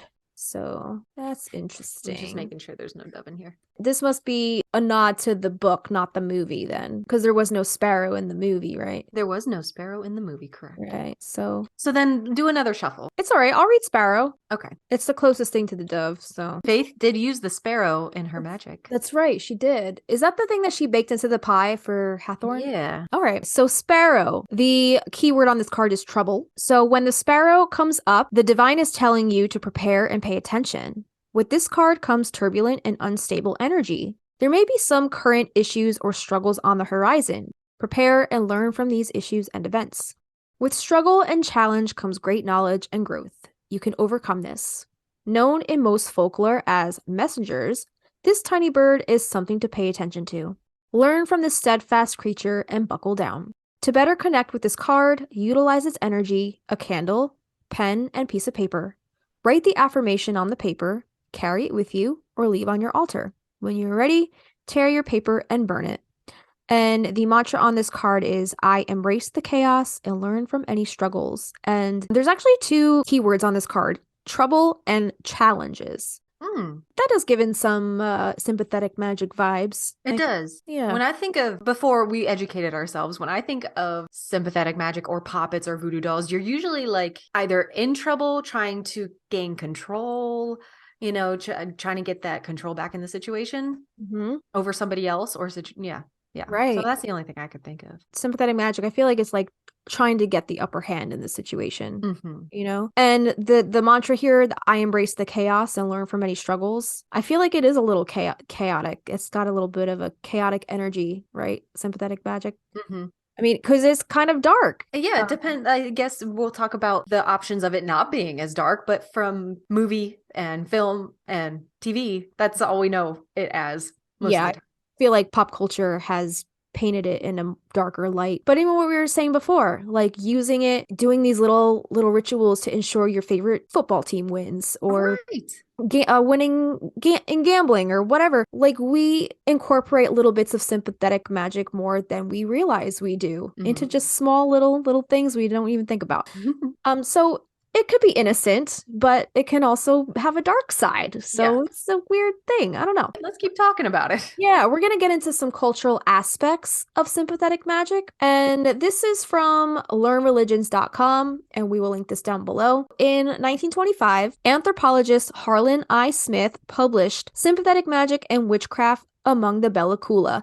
And this is what you were talking about a little earlier, right? Yeah, we'll talk about that in a second. Okay, so with this book, he looks at the cultural aspects of sympathetic magic among an indigenous group in the Pacific Northwest. The Nuxalk, spelt Nuxalk, these people call themselves the Nuxalkum. A century ago, anthropologists called them the Bellacula. Traditional Nuxalk territory is the central coast of British Columbia, from the mouth of the Bellacula River inland along the Bellacula Valley and nearby inlets and channels. So I wanted to dig a little deeper, and again, our note-taking app shit the bed, so all of the information is gone, so I'll just try to rip off the top of my head. I was like, oh, interesting. Written in 1925. I want to see where this takes me. It brought me to a site you can actually read. It's a 6-page short little bitty paper about the Bellacula, and we'll link it, but the link brought me to a site called gestor.org, JSTOR, and my mind exploded because it is basically a hub for academic journals, medical writings, and I signed up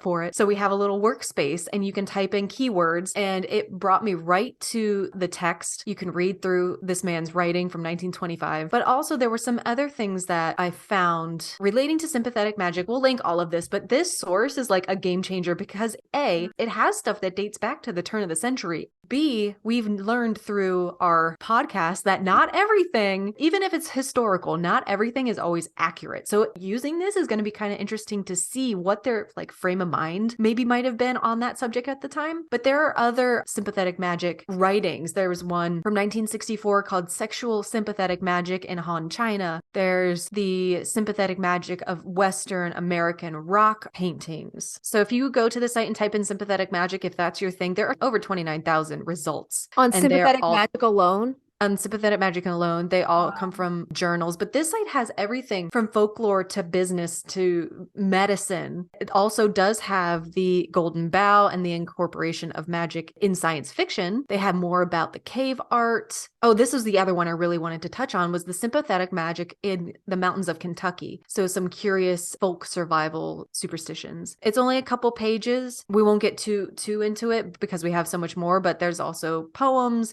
more cave art stuff. So Jester.com, I'm a fan. It's really, really cool. So that's what I wanted to say. So that Bella Coola, just seeing that, I was like, what the fuck is this? What is this? Can I find this? Because it was like published. I didn't know if it was a book. I didn't know what it was. So I did link it. It's in our notes. Okay. Okay, go ahead. So the rest of this paragraph, this is still from learnreligions.com. So this is still talking about Harlan I. Smith. He says that the magic practice among the Bella Coola tribe was generally based on the properties of plants and animals, and cited a number of examples. For instance, if parents wanted their baby girl to grow up to be a fast and efficient berry picker, the ring of skin from between two cuts around a beaver's foreleg was put on her wrist and left until it fell off. Oh my God. A baby boy, on the other hand, was destined to become a strong man if his father threw the skin of a grizzly bear over him. So soft. Yeah. A perfect example of sympathetic magic is the use of the poppet or doll in magical workings. The poppet has been around for a long time, and there is documentation that the ancient Greeks and Egyptians used them. Long before pop culture discovered voodoo dolls, as we know it, right? Yeah. A doll is used to represent a person, and the magical acts performed on the doll are then reflected on the person, him or herself. Using sympathetic magic is a great way to bring about healing, prosperity, love, or any other magical goal you can think of. So it doesn't only have to be used for darkness. Do you see Coraline right now? Look at her. I was watching her. She's like, she's being so snuggly. Love it. So talk about some of the Norse magic, specifically pagan rituals. We can speak about blood. The Norse and Germanic spirituality. Oh, real quick, hang on. I didn't title it. This is from a video, and I just took the transcript from it, so it might sound a little weird. And there are like repetitive things we've already talked about. Okay. So if it's a little wonky, it's just because it's how he was talking. All right. Do you want to read this one? What video? Do you know what video? Do you remember what video? Yeah. Yeah, it's like the second video. God damn it, what's his name? What a mess. I don't know what happened with these notes. All right. So this little bit is from the YouTuber Norse Magic and Beliefs.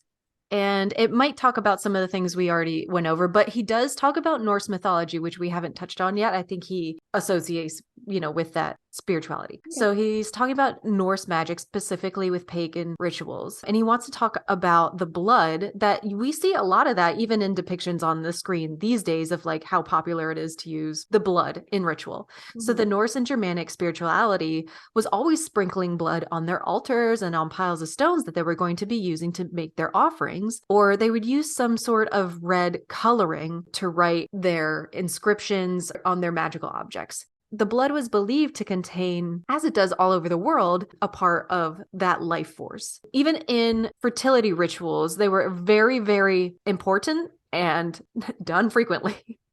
Fertility rituals were a big one.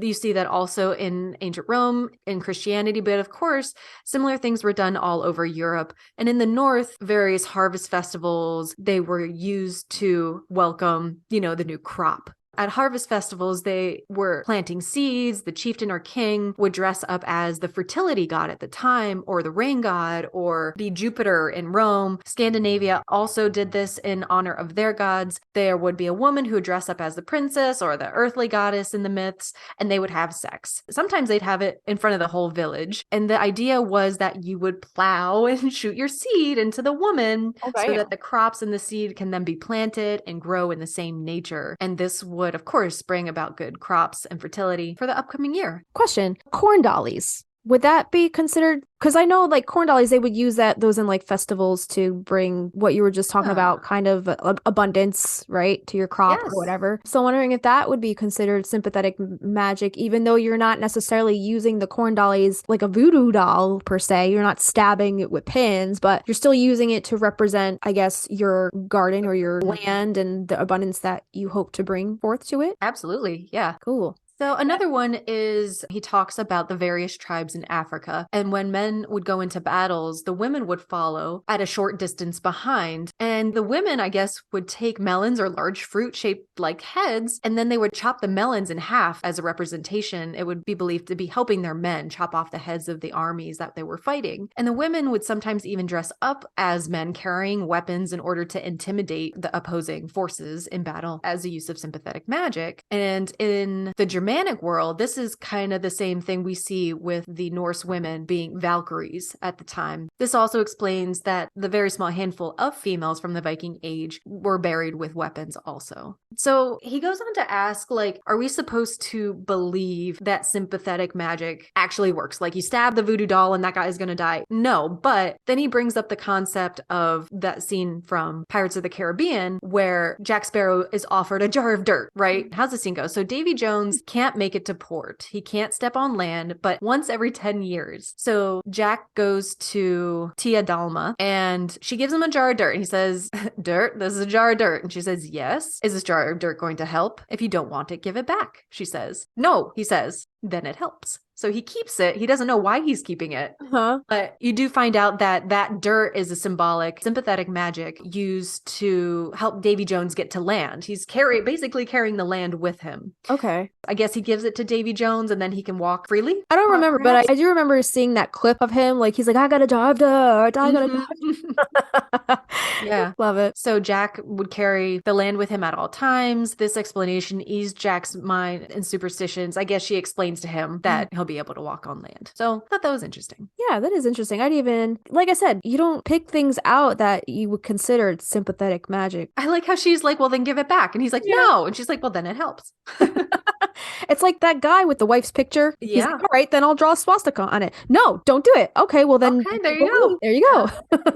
All right. So we're going to talk a little bit more about poppets versus voodoo dolls. Is there a difference? Because they're both dolls. So what is the difference? Voodoo dolls are specific to the voodoo religion, and poppets are a more generalized term that spreads across all forms of this practice and appear all over the world throughout history. Every culture probably has their own version of a poppet or a doll, but voodoo dolls specifically, we'll talk about where they're from in a second. We are not practitioners, and we aren't going to try and expand too much on the topic of voodoo, also spelled VODOU, but we just want to share with you how learnreligions.com describes the practice just for research sake. So voodoo, VOODOO, as we most commonly know the spelling, it's more properly spelled Vodou or VODOU. This is a real religion. It's not a cult. This is practiced in Haiti and other places in the Caribbean. And voodoo practitioners, they do make dolls, but they use them for completely different purposes than revenge.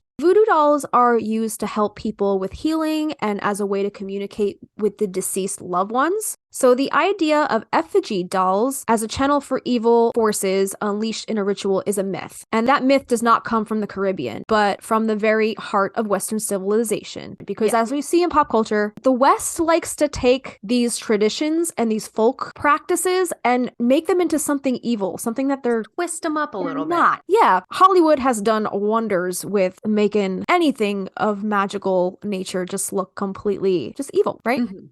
But people of the Caribbean culture, they do not use the voodoo dolls for these reasons. So the voodoo dolls that are sold in shops in New Orleans and elsewhere are small human effigies made from 2 sticks tied in a cross shape to make a body with 2 arms sticking out. The shape is often covered in a brightly colored triangle of cloth, and sometimes Spanish moss is used to fill out the body form. The head is of black cloth or wood, and it often has rudimentary facial features: eyes, nose, and a mouth.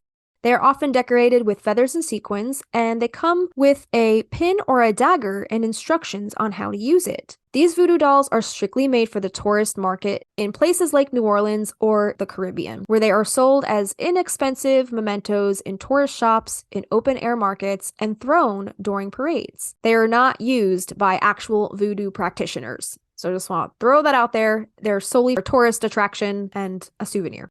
So figurines in world mythology.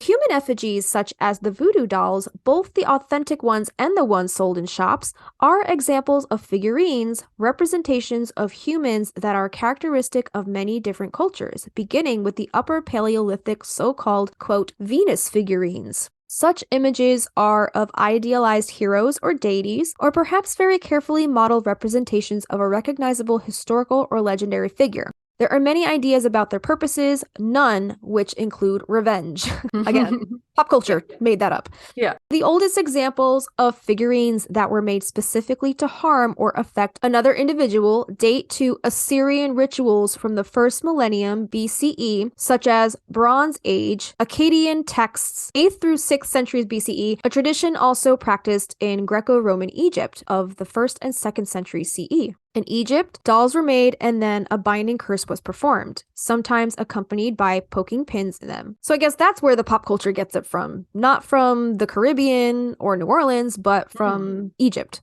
In Egypt, dolls were made and then a binding curse was performed, sometimes accomplished by poking pins in them. One Mesopotamian inscription from the 7th century BCE reveals one king cursing another. Just as one burns a wax figure in fire, dissolves a clay one in water, so may they burn your figure in fire and submerge it in water. The idea of evil voodoo dolls, as seen in Hollywood horror films, may be much younger, from the 1950s, when thousands of cashew dolls were imported to the United States from Haiti. Okay, so Haiti is like the Caribbean kind of area, right? Mm-hmm. These were made of cashew shells and had eyes made of the jaquiridy bean. Never heard of that.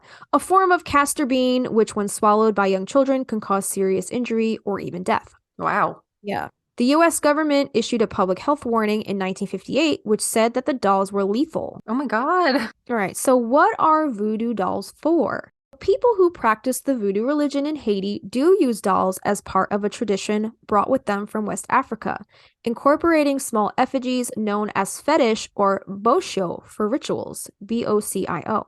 When these people were forced to the New World as slaves, they brought their doll tradition with them. Some of the Africans then merged their traditional tribal religion with Roman Catholicism, and the voodoo religion came to be. Right, because isn't Fat Tuesday, isn't that a Catholic thing? Like, it's the start of Lent. There Yeah, you it's like the last day before you're fasting. They wanted to continue with their practices, but at the time, the Catholic Church, all the missionaries, they were trying to convert these people. So they found a way to mesh those two religions. And I know they have saints they pray to and different deities similar to Catholics. Right. Let's be honest, these Catholics are still trying to convert people. I know.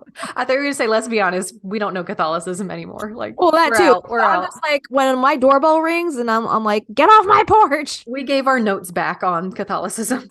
Yeah, I don't need these anymore. No, thank you. So the rituals in West Africa or in Haiti or New Orleans involving dolls, however, have nothing to do with inflicting harm on individuals, deserving or not. Instead, they are meant to heal. When hung from trees and cemeteries, they are intended to open and maintain lines of communication between the recently departed. When tacked to the trees upside down, they are intended to make their creators stop caring for someone who is bad for them. Interesting. Mm-hmm. All right, so now we're going to talk about the voodoo pwen, P-W-E-N. So items that voodoo sants, that's a new word I've never heard. I guess somebody who conducts voodoo or who practices. I like it. Items that voodoo sants use in rituals to communicate or invoke deities known as Iwa or Iowa are called pwen. In voodoo, a pwen is an item filled with particular components that appeal to a particular Iwa. They are meant to attract an Iwa and gain its influences for a person or place. However, pwen come in a variety of forms. One of those happens to be dolls. Voodoo sants say that a pwen doesn't even have to be a physical object. A pwen doll can be anything from a crude poppet to an elaborate work of art. On the surface, these dolls could be called voodoo dolls, but as with all pwen, their purpose is not to enact harm, but to invoke Iwa for means of healing, guidance, or whatever need the voodoo sant has. So that kind of reminds me of, like, did you ever see those, what are they called, kachina dolls or worry dolls? I've seen those, but it was saying also that it doesn't have to necessarily be a physical item, or it can be a work of art, which reminds me of the portrait of Dorian Gray, which I think we have a little on later. Have you seen that or read that book? No, I haven't read the book, but I know what you mean. Do you remember Ghostbusters, that portrait of that guy? It was, like, haunted? Mm-hmm. That reminds me of that as well. Interesting stuff. It is. But yeah, the worry dolls, I think that's a Mexican culture culture belief. I don't know if this is accurate, but I remember getting these like on a trip to Mexico as a kid. Like they come in one of those little straw wicker little baskets. Yeah, there's like a little bassinet. And I think you're supposed to sleep with them under your pillow. And when you dream, those dolls are supposed to absorb all of your bad dreams. So they're called worry dolls. So they absorb all of your worry and nightmares. Like a dream catcher too. Exactly. So just another culture using some kind of doll as a means of sympathetic magic. Exactly. A little more from learnreligions.com. Freaking killer site. Like really good site. It is a really good site. This is by Patty Wigginton, and it's entitled What Are Magical Poppets? So a little since we did the voodoo doll, let's talk about poppets now. So magical poppet is one of the most commonly used implements in sympathetic magic, which follows along on the theory that quote unquote like attracts like. Although TV shows and movies typically show poppets as the stereotypical voodoo doll we just talked about, which if you look up actual Haitian voodoo dolls, they are like, whoa, not anything like I've ever seen before. Right. Poppets have been around for a long time and used in a number of different cultures and religious belief systems. There are many ways to create a poppet, and they can be used to harm or heal. If you create a poppet of a person, anything done to the poppet will affect the person it represents. Bear in mind that some magical traditions discourage the use of poppets. If you're not sure whether or not it's okay for you to use poppet magic, you may want to check with someone in your tradition. If you're a solitary practitioner, whatever. But if you're part of a coven, just double check. You know, some people have been at it a little longer and it can guide you. Yeah, question. Do you know off the top of your head any traditions that look down upon the use of poppets? I don't know off the top of my head. Okay. No. A puppet is usually made of cloth or fabric, but you can also make one from clay, wax, wood, or just any other material. Justina and I talked about the corn dollies. You can fill your puppet with herbs, stones, bits of wood, paper, or anything else that suits your needs. In addition to magical items, it's a good idea to include some cotton or polyfill as stuffing material. Once the puppet is created, you'll need to connect it to the person in which it represents, which is typically done by using a magical link of some sort. What was it called? A tag link? Taglock. Taglock. Remember that the puppet is a useful magical tool and can be used in a variety of workings. Use it for healing, to banish harmful people from your life, and to bring abundance your way. The choices are practically limitless. Have you ever made any kind of poppet before? I made a corn dolly. I bring out every year. Nice. Yeah. I made one out of felt. It was like a strawberry shape. I love making poppets that are not like shaped like people. Little food poppet. Little food poppet. Cute. I made it for the strawberry full moon like a couple of Junes ago. Oh, cool. And just to like, I guess, encourage abundance in my garden for the strawberry moon. And I liked stuffing my little poppets. I like stuffing them, obviously, herbs and little crystals, etc. But I also included some kitty whiskers from a kitty cat's. When I find their whiskers laying around the house while I'm cleaning, I put them all in a little jar and I include them like, you know, spell work. Including Aren't they pokey? They're kind of pokey. They are, yeah, they are a little pokey. But I included a couple little ones in my little strawberry poppet. Cool, man. Tell us where poppets show up in like more ancient history. When most people think of a poppet, they automatically think of the voodoo doll, thanks to this item's negative portrayal in movies and on television, which we've talked about before. However, the use of dolls in sympathetic magic goes back several millennia. Back in the days of ancient Egypt, the enemies of Ramses III, who were numerous and included some of his harem women and at least one high-ranking official, used wax images of the pharaoh to bring about his death. Let's look at some of the historical uses of poppets in spellwork. So the first one is the Greek kolossi. It wasn't uncommon for the Greeks to use sympathetic magic in workings related to love or war. Christopher Farone, professor of classical languages and literatures at the University of Chicago, is one of the foremost authorities on Greek magic today, and says that Greek poppets called kolossoi or kolossi were sometimes used to restrain a ghost or even a dangerous deity, or to bind two lovers together. In Idol 2, The Witch, written about 200 BCE, the tragedian Theocritus refers to melting and burning wax dolls. He relates the tale of Samantha, rejected by Delphis, attempts to get her lover back with magic. So just a couple pieces of literature that incorporates sympathetic magic. Next up, we have the princess who played with dolls. Wax dolls certainly weren't limited to the ancient classical world. The one-time Princess of Wales, Caroline of Brunswick, was married to the man who later became King George IV and evidently couldn't stand him. She spent many hours forming wax dolls of her husband and jabbing them with pins. Holy shit. Although there's no concrete evidence as to what this may have done to George, when Caroline ran off to Italy with her young lover, George didn't object. The royal couple remained married, but lived separately until Caroline's death in 1821, according to Witchcraft and Evidence in Early Modern England by Malcolm Gaskill. Wow. Dude, I told you about Avi snoring the other night. I'm gonna make an Yeah. Avi poppet and just shove a sock down its mouth Oh because my God. I could not fucking sleep. Or put a clothespin on his nose. There you go. There we go. That's better. Yeah. You could depict him sleeping peacefully and like Aw. quietly, like with a little like a zipper on his mouth or With the something. zip on the lip. I like Yeah, that zip on too. the lip. Lip Or zip on the button, a lip. little button on his lip. Yeah. Poor Cute. Avi. I know. He's such a snorer. Sometimes I'm just like, shut up. All right, so picking back up with West African fetish magic. West African slaves brought with them a doll called a fetish when they were forced to leave their homes and come to the American colonies. In this case, the doll is not so much representative of an individual, but is in fact possessed by spirits connected to the doll's owner. A fetish contains significant power and is typically worn or carried by its owner as a talisman. During America's colonial period, slave owners were allowed to kill any slave found with a fetish in his possession. Are we gonna have a whole episode just about talismans and amulets? I Oh, think? for sure. Yeah. So we'll expand more on that another time. Yeah. In American hoodoo and folk magic, the use of poppets as a magical tool became popular following the Civil War. There is some dispute as to whether the dolls are used at all in Haiti, which is the home of the Voodoo religion, and a few sources disagree on whether the use of poppets is truly a Voodooan practice or not. However, the Voodoo Museum of New Orleans does stock a variety of dolls in their gift shop. Regardless of how you make your poppet, out of cloth, a chunk of meat, or a globe of wax, remember that poppets have did I say globe? Makes sense too, though. A glob of wax. Remember that poppets have a long tradition behind them, and that tradition is influenced by the magical practices of a wide range of cultures. Treat your poppets well, and they will do the same for you. Ooh. Here's some information. This is still from Learn Religions. If you guys want to make your own poppet, me and Christina told you a little bit before about how we've made poppets, but here's some additional ideas. So, Christina, Would it be cool? I don't know if you would want to do this, but make poppets of ourselves, like fill it with like good things. I don't know, like good things we love, or if we're feeling, I don't know, like sad one day, you could wrap it in a little blanket. I don't know. I love It'd be a that. fun little project, a little Yeah. Patreon project. That's cute. All right. Okay, that's it. Okay, we're gonna tell you how to make your own poppet.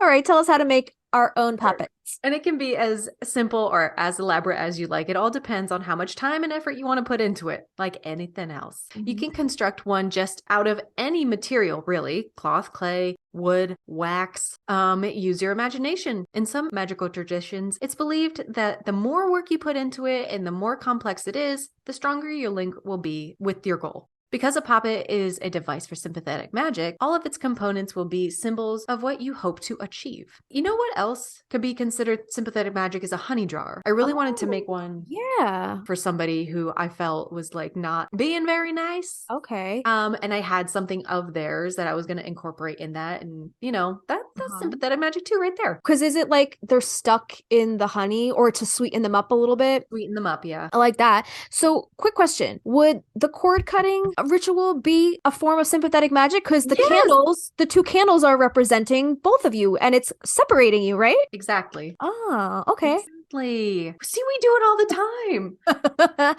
Yeah, more than we know, right? Yeah. You can do this poppet making as part of the working itself, or it can be made ahead of time so you can use the poppet later on, whichever method you choose is really up to you. Just remember your poppet represents a person, so figure out before you begin who it's going to symbolize. Is it you? A friend who asked for help, an unnamed lover you want to bring into your life, a gossip you want to shut up. The possibilities are endless, but just like in any spell work, you need to set a goal. You need to have that intention before you begin. It keeps you from having to deal with do-overs later. So these instructions are for your basic poppet construction using fabric. So feel free to modify what you need. So When you're selecting your fabric, there's no rule when it comes to choosing your material, but it's not a bad idea to select fabric based on your goal. So if you're dealing with money, you might want a piece of green cloth or gold cloth. If you're looking at healing, perhaps something like soft blue or silver. I also think of like healing. Green to me is healing also for some reason. Mm-hmm. Check out fabric stores around the holidays. You can find all kinds of patterns. Valentine's Day designs are perfect for metas of the heart, and there are plenty of prints with dollar signs and coins, stars and moons, other fun options out there for you too. Another option is to use that fabric that links the poppet to the person it represents. So doing a healing spell for a friend, just ask that person for like an old t-shirt. And if you're trying to draw love into your life, consider using a scrap from that like sexy lingerie you wore last night. Scandalous.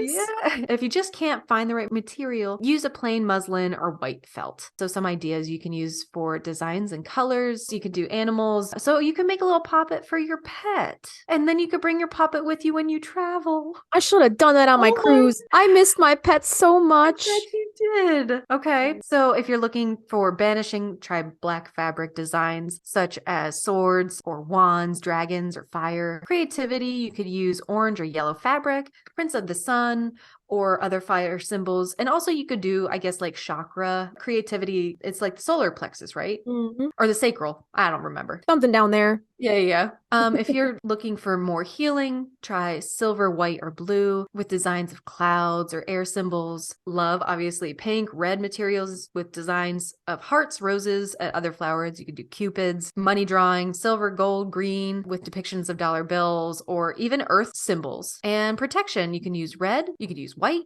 You can find patterns of shields, keys, locks, fences, mistletoe. Easy find around Christmas, right? So when it comes to the types of fabrics, use what's easiest to work with. Cotton prints are easy to sew, but if you've never used a needle and thread before, you might want to try something stiffer like felt. It comes in every color you can imagine and will hold its shape when you sew. A poppet represents a person, so ideally it should look sort of like a person. Give it a head, 2 arms, 2 legs, a torso. I mean, saying that your target goal has 2 arms, 2 legs. Like if they don't have a leg, peg leg. Or that guy from your saguaro cactus trip with the Captain Hook arm. Yeah, Hook arm. you can make your own outline or use the ultimate poppet pattern, like the gingerbread man, basically, that shape. If you're going to be doing spells for animals, such as healing spells for a sick pet, make the poppet the shape of the pet. Your poppet doesn't have to be huge. I really want to make one now. Yeah. It should be big enough that you can stuff things inside it later. So take your 2 pieces of fabric. You've already cut out your design. Take 2 pieces of fabric and place them right side together on a flat surface. Place the pattern on top, pin it in place, and cut it out. Leave a little room around the edges for the seam allowance. Usually 3/8 of an inch is a good margin to have. Remove the pattern, and there you have the 2 poppet shapes. Now it's time to start sewing. So if you've never sewn anything by hand before, don't panic. It's not hard. It does require some patience. You could always use a sewing machine if you're pressed for time, but most experienced poppet makers agree that it's worth the effort to do it by hand. Pin the 2 pieces of material with the right sides together and stitch around the edges. So when they say right sides, that means like the side that you want to see in your end result. So if you have a face drawn on one side, that goes smack dab against the other piece of material. Leave an opening somewhere wide enough to stick a couple of fingers in, turn the poppet inside out, and begin stuffing. When personalizing your poppet, fill it with something soft like polyfill or cotton balls. I think if you're going for like maybe something a little more aggressive, you could always probably stuff it with like the witch balls that fall out of like oak trees. You could use dead leaves. If you are using cotton, that can go back into the ground, really. So, it depends what you're working with. Right. So you could use old pantyhose too. Make sure you stuff it all the way down into the nooks and crannies of the arms and legs, and then fill the torso and head. So this is where you'll place your spell components, your herbs, stones, whatever. In some magical traditions, something from the person represented goes inside the poppet also. This is alternatively referred to as taglock or a magical link, which we talked about earlier. It can be bits of hair, nail clippings, bodily fluid, a business card, or even a photograph. So once everything is inside, so the poppet completely shut. The more you customize your poppet, even better. Even if you've placed a magical link or taglock inside, you want to decorate the outside too. Draw or paint or sew a face on your doll, add yarn or string for hair, dress your poppet in something that looks like the person's clothing, copy any tattoos, scars, distinguishing features onto your poppet as well, add magical or astrological symbols if you'd like, and while doing this, tell your poppet who it represents. You can say something along the lines of, I have made you and you are Billy Zane.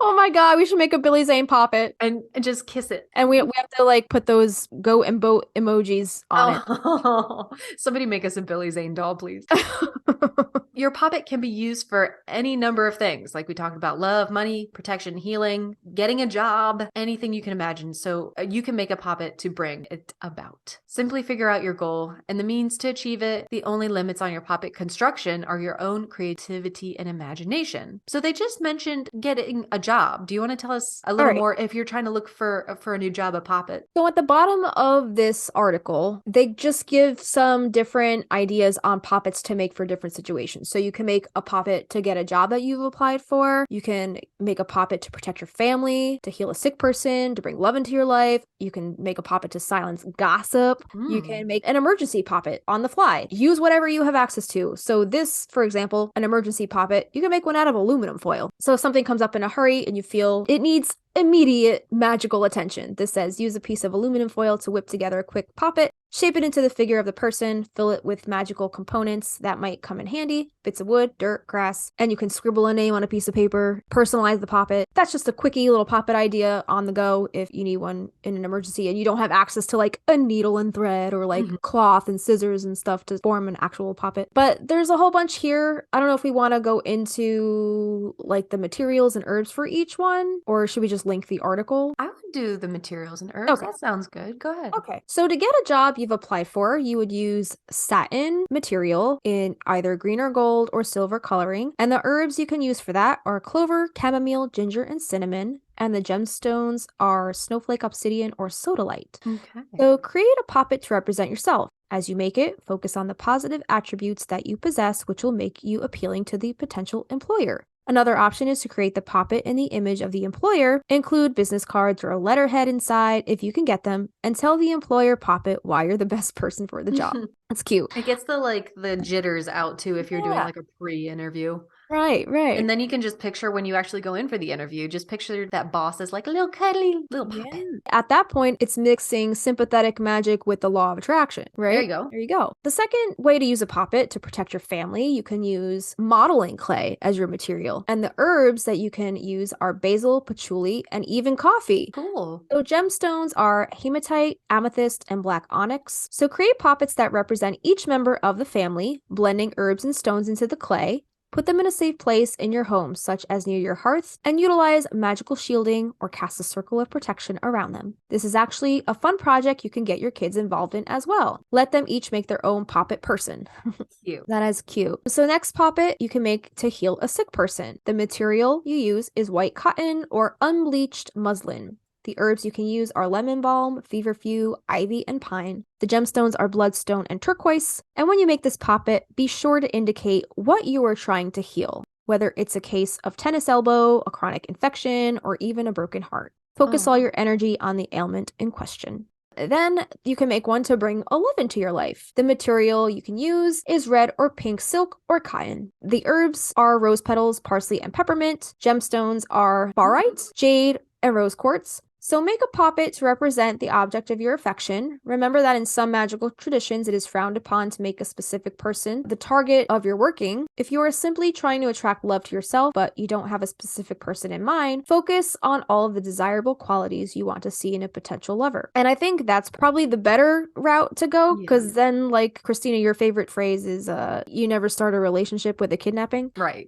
Totally. So, use your own discretion when performing love spells. Or love poppets for that matter. The next poppet is silencing a gossip. So I love the materials for this one. Are you ready? This is wild. Go ahead. This is wild. Materials to use: ground beef, or this says, quote, other squishy meat. Oh my God. Okay. Gross. Hot dogs. Or ground beef, ground anything. The herbs you can use in this one are horseradish, pepper, rue, yarrow, and valerian. So shape the meat and herbs into a person and create a meat puppet in the same way you'd make a fabric one. As you make the doll, tell it that it's time to be silent and tell no more gossipy stories. Remind it that people who can't say nice things shouldn't say anything at all. Dispose of the doll by either burning it on your grill and burying it someplace far away, feeding it to your dog, or leaving it out in the sun to rot. There you go. Wow, that one's crazy. I don't know if I'd feed it to my dog if it's got like horseradish and valerian in it Yeah, though. yeah. That's a Yeah. sleepy, farty dog. That'll be a sleepy farty dog. So that's it. So if you need additional puppetry ideas, you can try to make a magical gingerbread poppet or put together a portable poppet kit to keep in your magical arsenal for when you're traveling on the go or etc. etc. So that is all from learnreligions.com. We will link that entire article in our show notes. But that was a really informative, really well-rounded explanation of origins of poppets, how to use them, how to make your own. And we hope you guys are able to try that. And if you do, we'd love to see I your want to see a poppets. poppet. We want to see Yes. your Show me your poppets. Show me your poppets. Oh, t-shirt. T-shirt. Show me your poppets. Show me them poppets. Do we need to take another break? We might have to. We know we've been chatting a while, so when we come back, we will take you guys through Italian folk magic and talk a little bit more about the Malocchio and evil eye from cultures all around the world. So sit tight. We'll be right back. You're listening to Magnolia Street Podcast. All right, guys, welcome back. We're glad you made it this far. Are you ready to talk about Italian folk magic?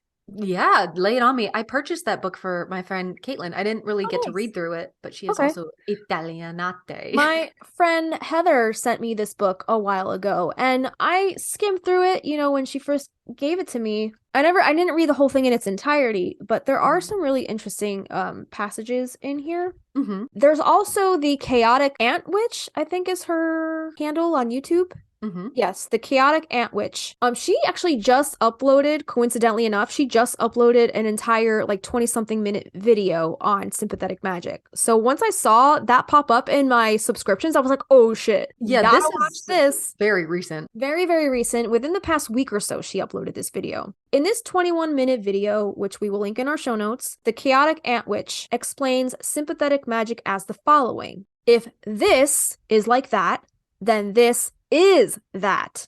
Does that make sense? Yeah.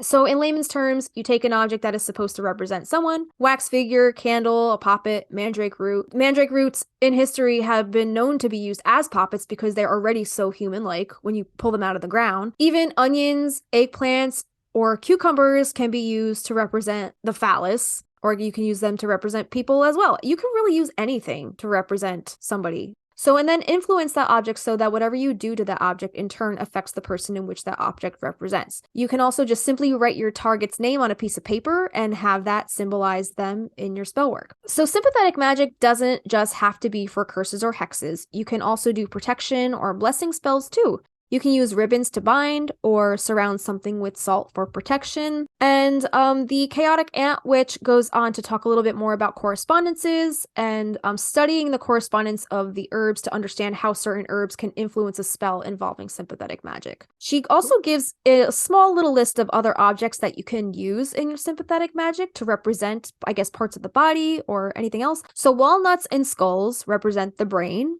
or thoughts and knowledge. You can use kidney beans to represent internal organs. You can use a vase or vessel to represent the womb, or something as simple as a mug or a glass. You can use a cow tongue to represent speech or gossip, or a key to unlock doors or open roads. So real quick. Yeah. Remember a while ago we talked about throwing bones? Yeah. And I was like, you're supposed, or now it's more like not, it doesn't have to just be all bones, but the objects represent other things in your surrounding life. I don't have them with me, but some of them, if you're on our Patreon, you saw some of them sitting out on our altar spaces for the Beltane thing. But I have a jawbone from like a possum to represent speech. I have teeth to represent ill words, like things like that. It's like, this represents that, exactly what she's saying. Yeah. I think that's fascinating. Very fascinating. Been doing it this whole time. Nice. See, we do things so subconsciously. Like we just have this intuitive call to do these kinds of things. Maybe from our ancestors, because it is such an ancient practice. It is fascinating.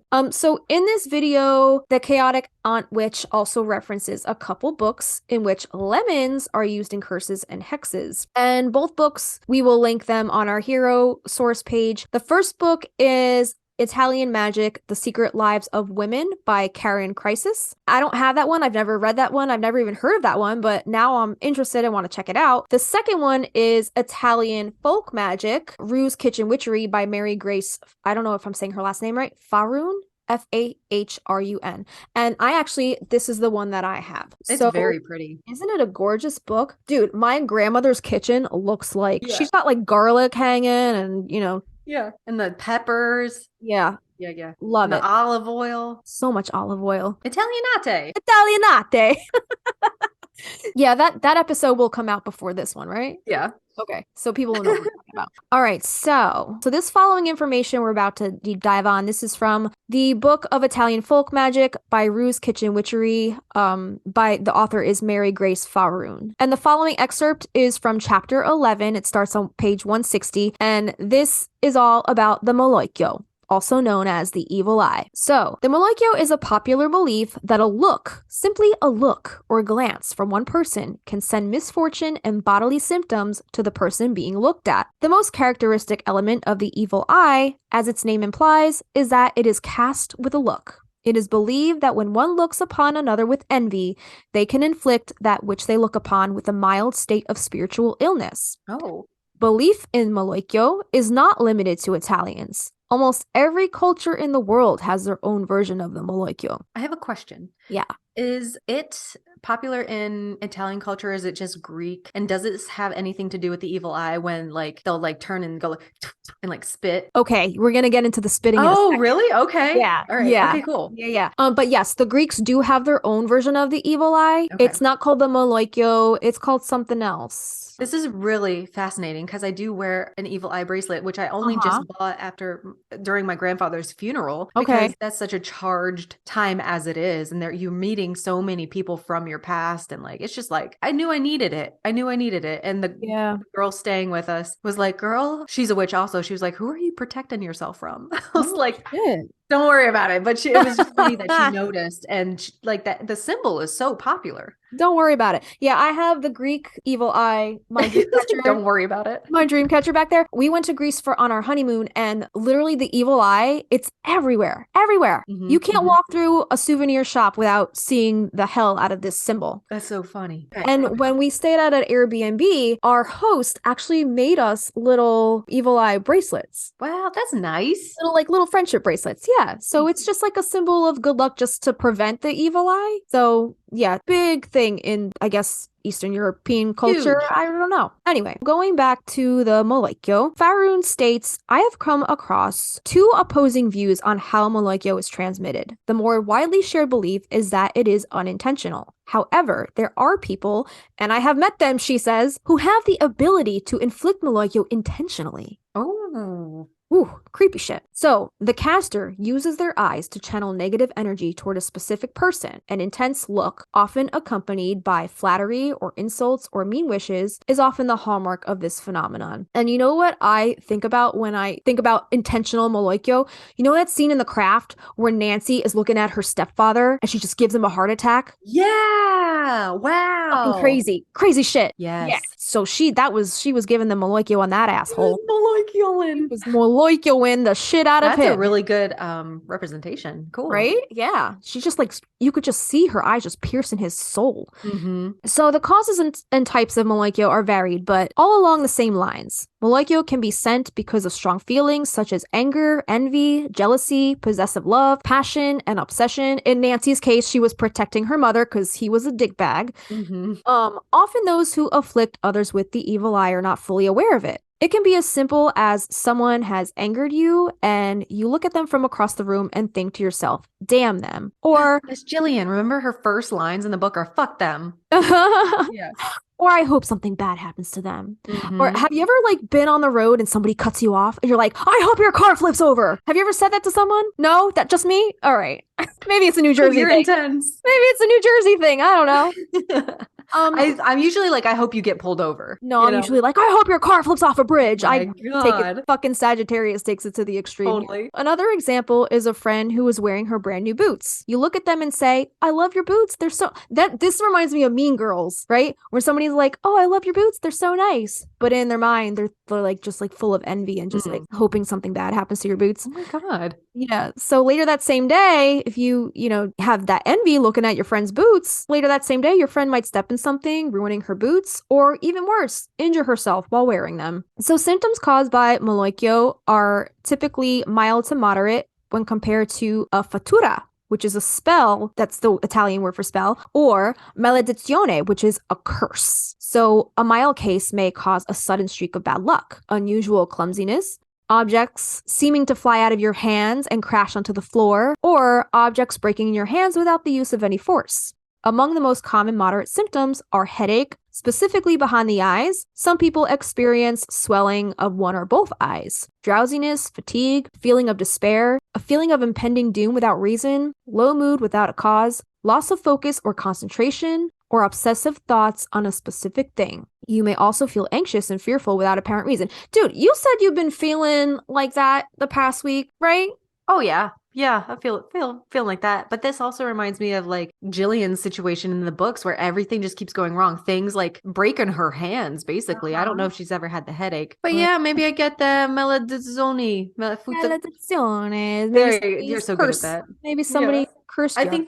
I think I've self-hexed myself a little bit, but I'm Self-hexed working on it. yourself? Oh shit. Maybe you have all those evil eyes around you to protect yourself from yourself. It's It could be much worse. Yeah, it could be much self-sabotage, worse. right? If the Malocchio is sent because of strong feelings of love and obsession, the afflicted person's symptoms will also include sudden, unexplainable thoughts of attraction or obsession towards the caster. Sudden disagreements and quarrels with their current partner, feeling like there is a wall between them and their current partner, intrusive thoughts about the caster, often just before going to sleep. The afflicted person will dream of the caster. These dreams will not be pleasant nor obvious. These dreams will be puzzling or disturbing. Dude, I think so-and-so who I did the cord cutting with, she is Italian. And remember I was having all those dreams? Shit. Oh, I was Malocchio'd. He Malocchio'd your ass. All right. So one example of a puzzling dream is that the caster will appear in the afflicted's personal dream, but either will not speak to them or ignore them completely. Was she ignoring you in your dreams? Yeah. Okay. Yeah, she Malocchio'd you. Another example is the caster will appear in dreams and the dreamer will want them sexually, but the caster in the dream behaves as if they do not notice. There are many variations of these symptoms and dreams, but they are all quickly recognized by an experienced healer. So there's a whole section on how to diagnose Malocchio using water and oil. And I think this is also apparent in the Greek tradition as well. That is cool. Yeah, here, I'm going to read this to you. I didn't copy all this because it was a lot. So typically, the method to diagnose and cure Malocchio is taught by a mature healer to a young successor on Christmas Eve. This is how I learned, the author says. However, over the many years I have been practicing, I have not seen any evidence that learning it any other way makes it any less effective. There are many methods, as there are healers. Some read the configuration of the oil on water literally. For example, if the drops of oil behave one way, the test is positive for Malocchio. If they behave another way, the test is negative for Malocchio. Then there are healers who read the oil by interpreting the way the oil moves around on the water and the shapes and patterns it creates to determine whether the person is afflicted. The following is, in my experience, the most common procedure. It's kind of like, did you ever see that video? It's like floating around, I don't know, TikTok or something, to see if you've been hexed. You put 2 matches in of like a little bowl of water, and if the matches cross, that means you've been hexed. Oh, I did not. You ever hear that? Cool. Yeah. So for this, you need a shallow white porcelain bowl, a small pitcher of water, a bottle of oil. If you're Italian, obviously olive oil. A teaspoon, some salt, and some scissors. So what you're going to do is fill the bowl halfway with water from the small pitcher. Using a teaspoon, drop 3 to 5 drops of oil into the water. Carefully, without moving the contents of the bowl, place the bowl on the head of the person you are diagnosing. Can you do it to yourself? If you can see what it looks like on your head. Oh, okay. Yeah, because I think you have to watch it while it's happening. So Okay. if the oil drops migrate toward each other and merge, Malocchio is present. Kind of like what I just said with the matches. If it crosses, it's Mm, you've been cursed. mm. If the oil drops burst and spread out over the surface of the water, appearing to disappear, Malocchio is present. If the oil drops do not change at all, Malocchio is not present. So those are just the two ways, I guess, to see if it is present. Oh my goodness. So if they cross or if it bursts and spread out over the surface, those are the two ways. So there is a way to cure Malocchio. If Malocchio is present, recite the following charm. Some leave the bowl on the person's head while they do this. Other people place the bowl on the table. The scongiuro, or charm, is a traditional one used by my family from the Abruzzo region. For years, I have been promoting the recitation of charms in the original language. You don't have to know the language, you can read it phonetically. There is magic in these words that have been handed down for generations. So she says, always begin a Malocchio cure by calling in Saint Michael. The shield of Saint Michael, Archangel, is above me. The shield of Saint Michael, Archangel, is below me. The shield of Saint Michael, Archangel, is beside me. The sword of Saint Michael, Archangel, is before me. The shield of Saint Michael, Archangel, is behind me. The fire of Saint Michael, Archangel, surrounds and defends me. Amen. She says at the end. That's a lot of words. It is a lot of words, but if you have the Malocchio, you're going to say those for you. Yeah. Yeah. So then she does the Malocchio cure charm, which this is in Italian. San Sisto, lo spirito tristo, el mala morte di giorno e di notte, ducacia di questa, ducacia da noi, strappa e calpesta ogni occhi che nuoci, qui faccio la croce. So that's the charm. That's so cool. I was And- picturing you as this little old Italian bubba. Like you're fitting in right into your own shoes. Oh my God, I know. So then on the next page, it says, Saint Sisto, throughout the day and throughout the night, drive away from this person, drive away from us, this dark spirit and miserable death, tear out, stomp on, every eye that seeks to harm. Here I do the sign of the cross. So I guess that's the translation of the charm I just said. Okay. Okay. So then now you're going to take your open scissors, okay? Okay. Oh, this is so fucking Do you ridiculous. see this? What the fuck? Take your open scissors, use 1 point to make the sign of the cross 3 times to cut up, quote, cut up the merged oil in the case of merged oil or the smeared oil.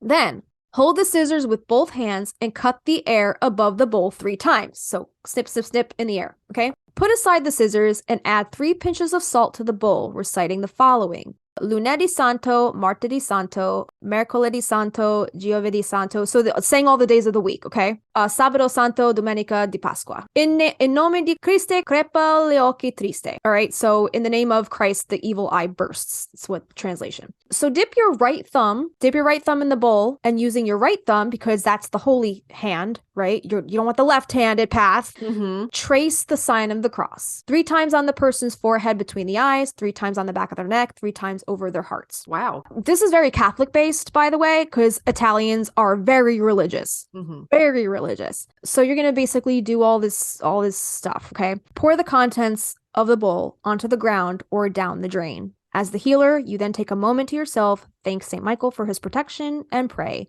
And then she gives a little St. Michael prayer here. Basically says, St. Michael, Archangel, defend us in this battle. Be our protection against wickedness and snares of the devil. May God rebuke him, we humbly pray. And do thou, O Prince of heavenly hosts, by the divine power of God. Blah, blah, blah. So there are some ways to ward against the Malocchio. This is taking preventative measures before you even get it from somebody. You're going to want to do this stuff. So you can sleep with an open scissor under your bed with the points at your feet and the handles at your head. Okay. Wear an amulet, and there's many to choose from. This author, she gives a whole list, which you can find in chapter 7. We're going to talk about an amulet in a little bit, which is what the Italians wear. It's the chili pepper that protects against the Malocchio.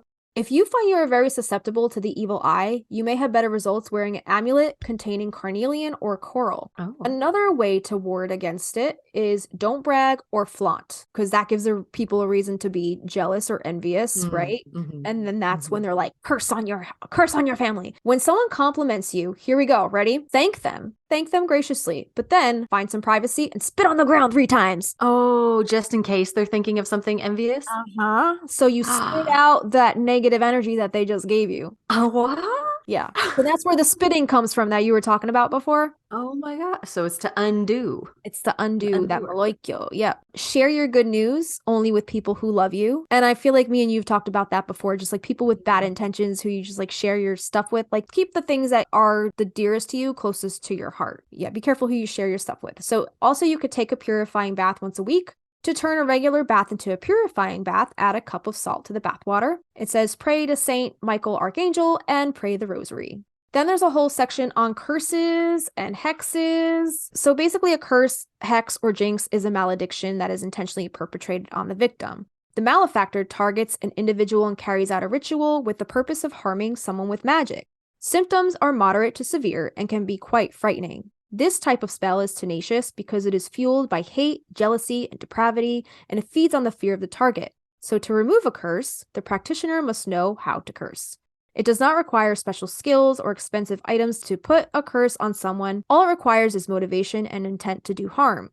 Contrary to what charlatans and con artists want you to believe, my favorite word, it does not require thousands of dollars and special candles from Jerusalem to remove a curse. It requires a highly skilled and experienced practitioner, well-versed in both malediction and benediction. One must know how to curse in order to know how to reverse it. As explained in the preceding chapter, Malocchio, or the evil eye, is the belief that if someone looks or gazes at you with the slightest bit of envy in their hearts, knowingly or unknowingly, their gaze can afflict you with negative energy that can wreak havoc in your body and in your life. Symptoms of Malocchio can be mild, which we talked about before, headache, visual disturbances, indigestion, an unsettling feeling, clumsiness, whereas symptoms of a curse can be moderate to severe, like migraine, nausea and vomiting, extreme anxiety, accidents resulting in broken bones, burns, or any other physical injury. So curses are a little more extreme. It can cause unexplained financial or relationship problems, like think the common cold versus influenza viruses. The most susceptible are people who are already in a weakened state, either physically or emotionally. The very young or the very old. It is believed that Malocchio can cause severe symptoms and even death in the frail, the very young, and the very old. The difference between a curse and Malocchio is, with a curse, someone has intentionally infected you, and most likely you will need to have it removed by magic, which is considered the antibiotic in the situation. Malocchio is akin to a virus. You are susceptible to catching it when you are feeling emotionally and spiritually run down. You can prevent catching it by taking care of yourself mentally, emotionally, and spiritually. You can also rid yourself of Malocchio by taking care of yourself in those same manners. A curse is akin to an infection, and it requires taking action with magic. I need you to come over and do this Malocchio removal on me, please.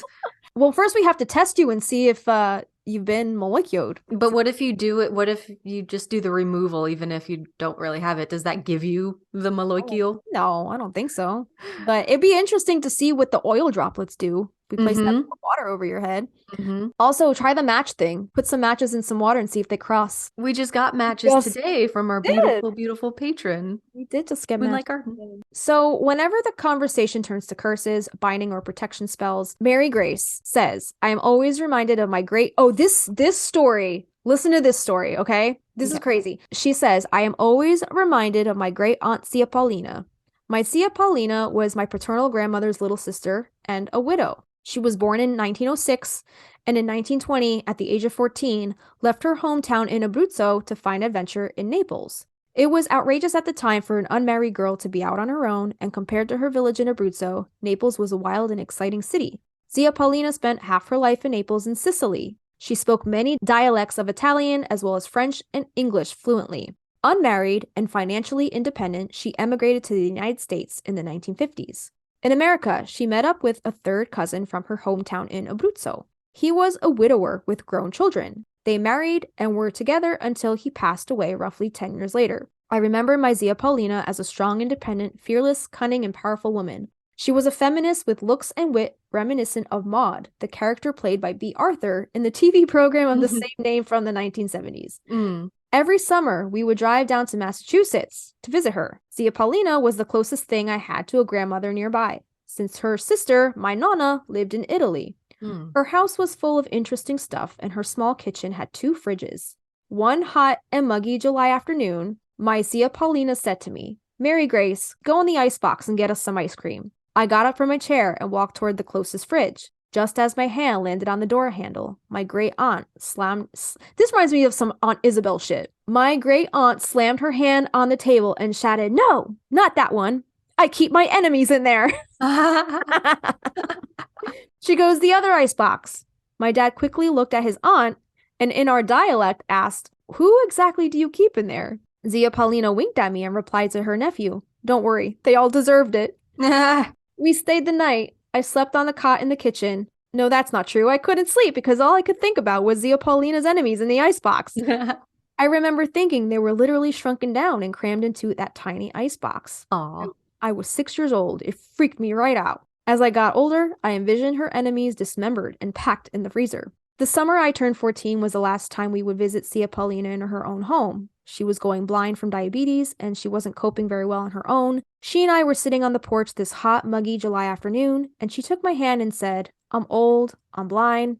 Yesterday I shit myself. Aw. I think it's time." She got up from her chair and led me into her kitchen. She opened the other icebox and revealed its contents to me. It wasn't packed with shrunken bodies or frozen body parts. It was packed with little packages wrapped in tinfoil with black string tied around them. "I'll show you how, but first I gotta get something." She went into her bedroom for a few minutes. When she came out, she had a ragged little prayer book, a really beat up deck of Italian playing cards. I bet it was Scupa.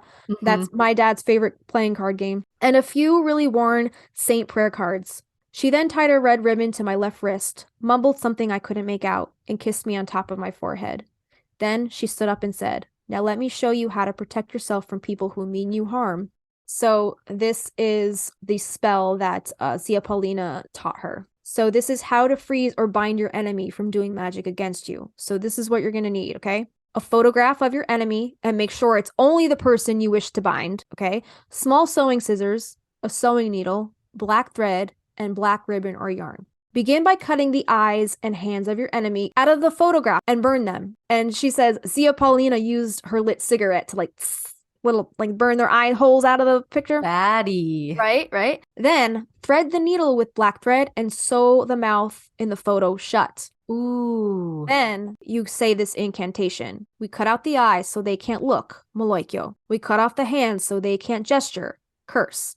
We sew up the mouth so they can't speak. Incantations. We tie them up so they are bound from doing us harm." Then fold the photo up tightly, wrap it in tinfoil, and tie a black ribbon or string around it. Place the little package at the back of the freezer to be kept there until you decide it is safe to release them. That is awesome. Right? It's very similar to what I did, but I didn't cut that. That's a little more intense than what I did, but Yeah. wow. Yeah. She also has a little control obsession spell in here. That's kind of long. Well, I'm gonna link this book below, and I'll let you guys know what pages this is all on. The one other thing that I wanted to mention from this book is the revenge, which is the lemon curse, which is what the chaotic aunt witch talks a little bit about in the video. Okay. So this revenge curse is done on Christmas Eve. A lemon is taken to midnight mass. At the part of the mass when the priest raises the chalice, you should discreetly nibble or pick off with your finger bits of lemon rind. When you return home, stick each bite with pins, saying, "Tanti spinguli, tanti malani," which means many pins, many illnesses. To curse your target, you then need to hide this stuck lemon somewhere in their home or toss it onto the roof of their house without being seen. Oh my God. If you fail to do this, you can leave the fruit with all the pins stuck anywhere on the victim's property for a whole night. Could you imagine them waking up to that shit? Freaky. Fucking lemons pounding your roof. It says you can also use a rag doll instead of a lemon if you prefer. In this case, during the mass, the doll, which is hidden of course, must be abused by twisting and pinching it, subsequently skewering it with pins when you get home, and hid it in the same manner as described above. If you were to find these fruits or puppets of Magnolia, which is witchcraft, in your home or on your property, all you would need to do to undo the curse is remove the pins and burn the lemon or the doll. The malefic effects of the curse will cease immediately. And then it gives you a little tidbit on how to rid your home of a curse. And this consists of 2 steps, banishing and blessing. So to break a curse and drive out the evil spirits from your home, first send your family out of the house. Once you're alone, unbraid or undo your hair if it is long. And it says, bare your breasts. Oh. Walk around your home with a pail of salted water, and with your dominant hand, take some water and throw or sprinkle it on every wall and floor of every room in the house in a commanding voice. And then you're going to say this charm or whatever. Water and salt, my lord, to remove this curse. Water and salt, St. John, to put out this big fire. Water and salt for the witches. Go away, curse, and never return. To bless your home and ward it against evil spirits, take some salt and toss it on every floor in your home. Sweep your home and sweep the salt out your entrance door. Now open all your windows, light up some church incense, it says, or whichever incense you like to use for purification. And while the incense burns, toss a pinch of salt in every corner of every room. And remember to cover your breasts when you're done. So that's pretty much everything from this book that has to do with like curses or hexes or the Malocchio or any kind of like, I guess that sympathetic magic. So really cool read. Pick it That's up. awesome. Yeah. Thank you, Heather, my friend, for sending me this book. There's also, we're going to talk about the evil eye in the Greek tradition. So do you want to tell us a little bit about that? Oh, well, you missed the how to protect yourself from Malocchio. Okay. Okay. All right. So yeah. So this is not from the book I just read. This is from theprouditalian.com. So this is as protection from the Malocchio. People use different amulets, pendants, or even hand gestures. So in Italy, you can see amulets shaped like horns, usually red in color, silver or gold, and these are called cornetti. So the red cornetti can be easily mistaken for chili pepper. There are cornetti hanging everywhere, on keychains, in cars, on windows, basically every place that people believe needs to be protected from the evil eye of jealous or envious people. But still, the best protection is if you have the talisman on yourself, or as my grandmother would say, the person in this article says, wear more shiny jewelry to catch the eye of the evil intended people. In parts of Italy, people wear pendants as a piece of jewelry made of stone, most common obsidian, coral, or onyx, decorated with silver, so it will absorb and fight off the bad energy caused by Malocchio, protecting the person who wears it. A common belief is that if the decorations of the necklace fall off, it has been full of bad energy and should be replaced with a new one. As a tradition, the talismans against Malocchio are gifted from older relatives to pregnant women and newborns. Religion advises using prayers to send back the energy to the sender to stop it affecting you, reciting that you have Jesus and saints on your side. Or you can imagine a big mirror in front of you, warding you from the malicious intent of the Malocchio and send it back to the sender. So it says, even though there are things and feelings that we can't explain, we simply know they exist. So believing in Malocchio or not, you unconsciously can feel someone's gaze over at you. You can feel when someone's kind of giving you that stare down, that Absolutely. right? Yeah. And it's up to you to choose to wear that some kind of talisman, repeat a prayer, or ward yourself with an imaginary mirror. Like the whole like old saying, I'm rubber, you're glue, whatever. I don't remember how the rest of it goes, but you know what I'm getting at. Bounces off of me, sticks to you. Right. Yeah. So, or simply believe that by not giving power to the evil eye, the curse can't get to you. So, like Gary, curses are only true if you believe in them or something like that. Yeah, precisely. Yeah. So yeah, that's That the was Malocchio. really cool. That sounds like an awesome book. You want to tell us a little bit about the evil eye in the Greek tradition? It's loud in my mouth. Yeah. Sure. So this is from realgreekexperiences.com, and they say that the evil eye is a widespread concept around Greece as well. Since ancient years, people have believed that a person can harm other people, animals, or even inanimate objects by sending off negative energy. This is often a result of envy, jealousy, or other negative feelings. The affected person can feel bad for no apparent reason. Common physical symptoms include dizziness, nausea, headache, extreme tiredness, and overall feeling of malice. According to traditions, anyone with the malevolent glare can pass on the evil eye curse. However, people with blue or green eyes are thought to transmit them more frequently, even if they have no evil intention whatsoever. Damn. Interesting. Yeah. So, truth, superstition, or plain nonsense? Let's find out more about this common belief, beginning with the origins. So, ancient gods and supernatural powers. For several millennia, people have believed in the presence of spiritual unknown forces, which often dominate nature and the world. This has always been a convenient way to rationalize natural phenomena that couldn't be explained otherwise. As an example, the ancient Greeks attributed magical powers to some figures of their history and mythology, such as the 12 gods of Mount Olympus.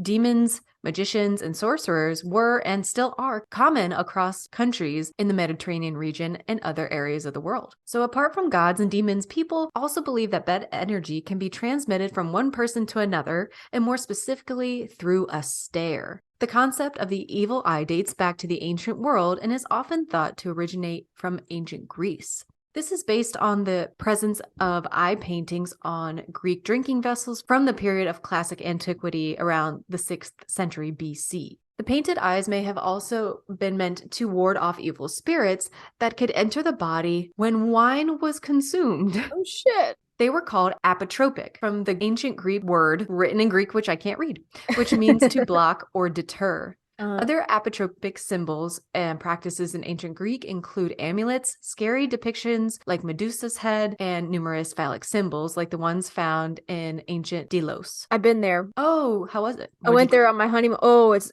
so cool. It's an island that's off of Mykonos, and you have to take a ferry there. And it's like all ancient ruins, and it's so cool. It was I so want to cool. go there next year. Yeah. That's my goal. Gotta go. I gotta go. We talked about apotropic symbols in another really recent episode. Oh, lilacs. It was lilacs. Uh-huh. 'Cause Oh, they're right. used to Yeah. deter bad spirits from coming in your property. Right. So these pieces were believed to have a talismanic power and protect their owner from the evil stare. They all serve the same purpose, to attract the person's evil gaze, distracting them from casting the spell. During the classical era, painted eyes were also a common theme on boats sailing the Aegean Sea. Dude, I remember like Jason and the Argonauts, their boat had a big eyeball painted on it, and they're like shields too. And the boat had eyes on the front. Oh, it's all connected. It's all And- connected. And the Greek islands to protect them from harmful powers and help guide the ship through potential hazards. So several classical authors like Hesiod made a reference to the evil eye in the 1st century AD. The Greek philosopher Plutarch attempted to give a scientific explanation. In his work, Sympathetic,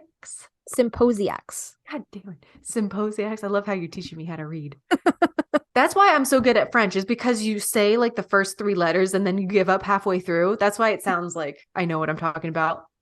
That's what they told me to do, is basically you give up halfway. Symposiacs, he explained that the human eye could radiate negative energy and potentially even kill weak creatures like bebes, young children, and small animals.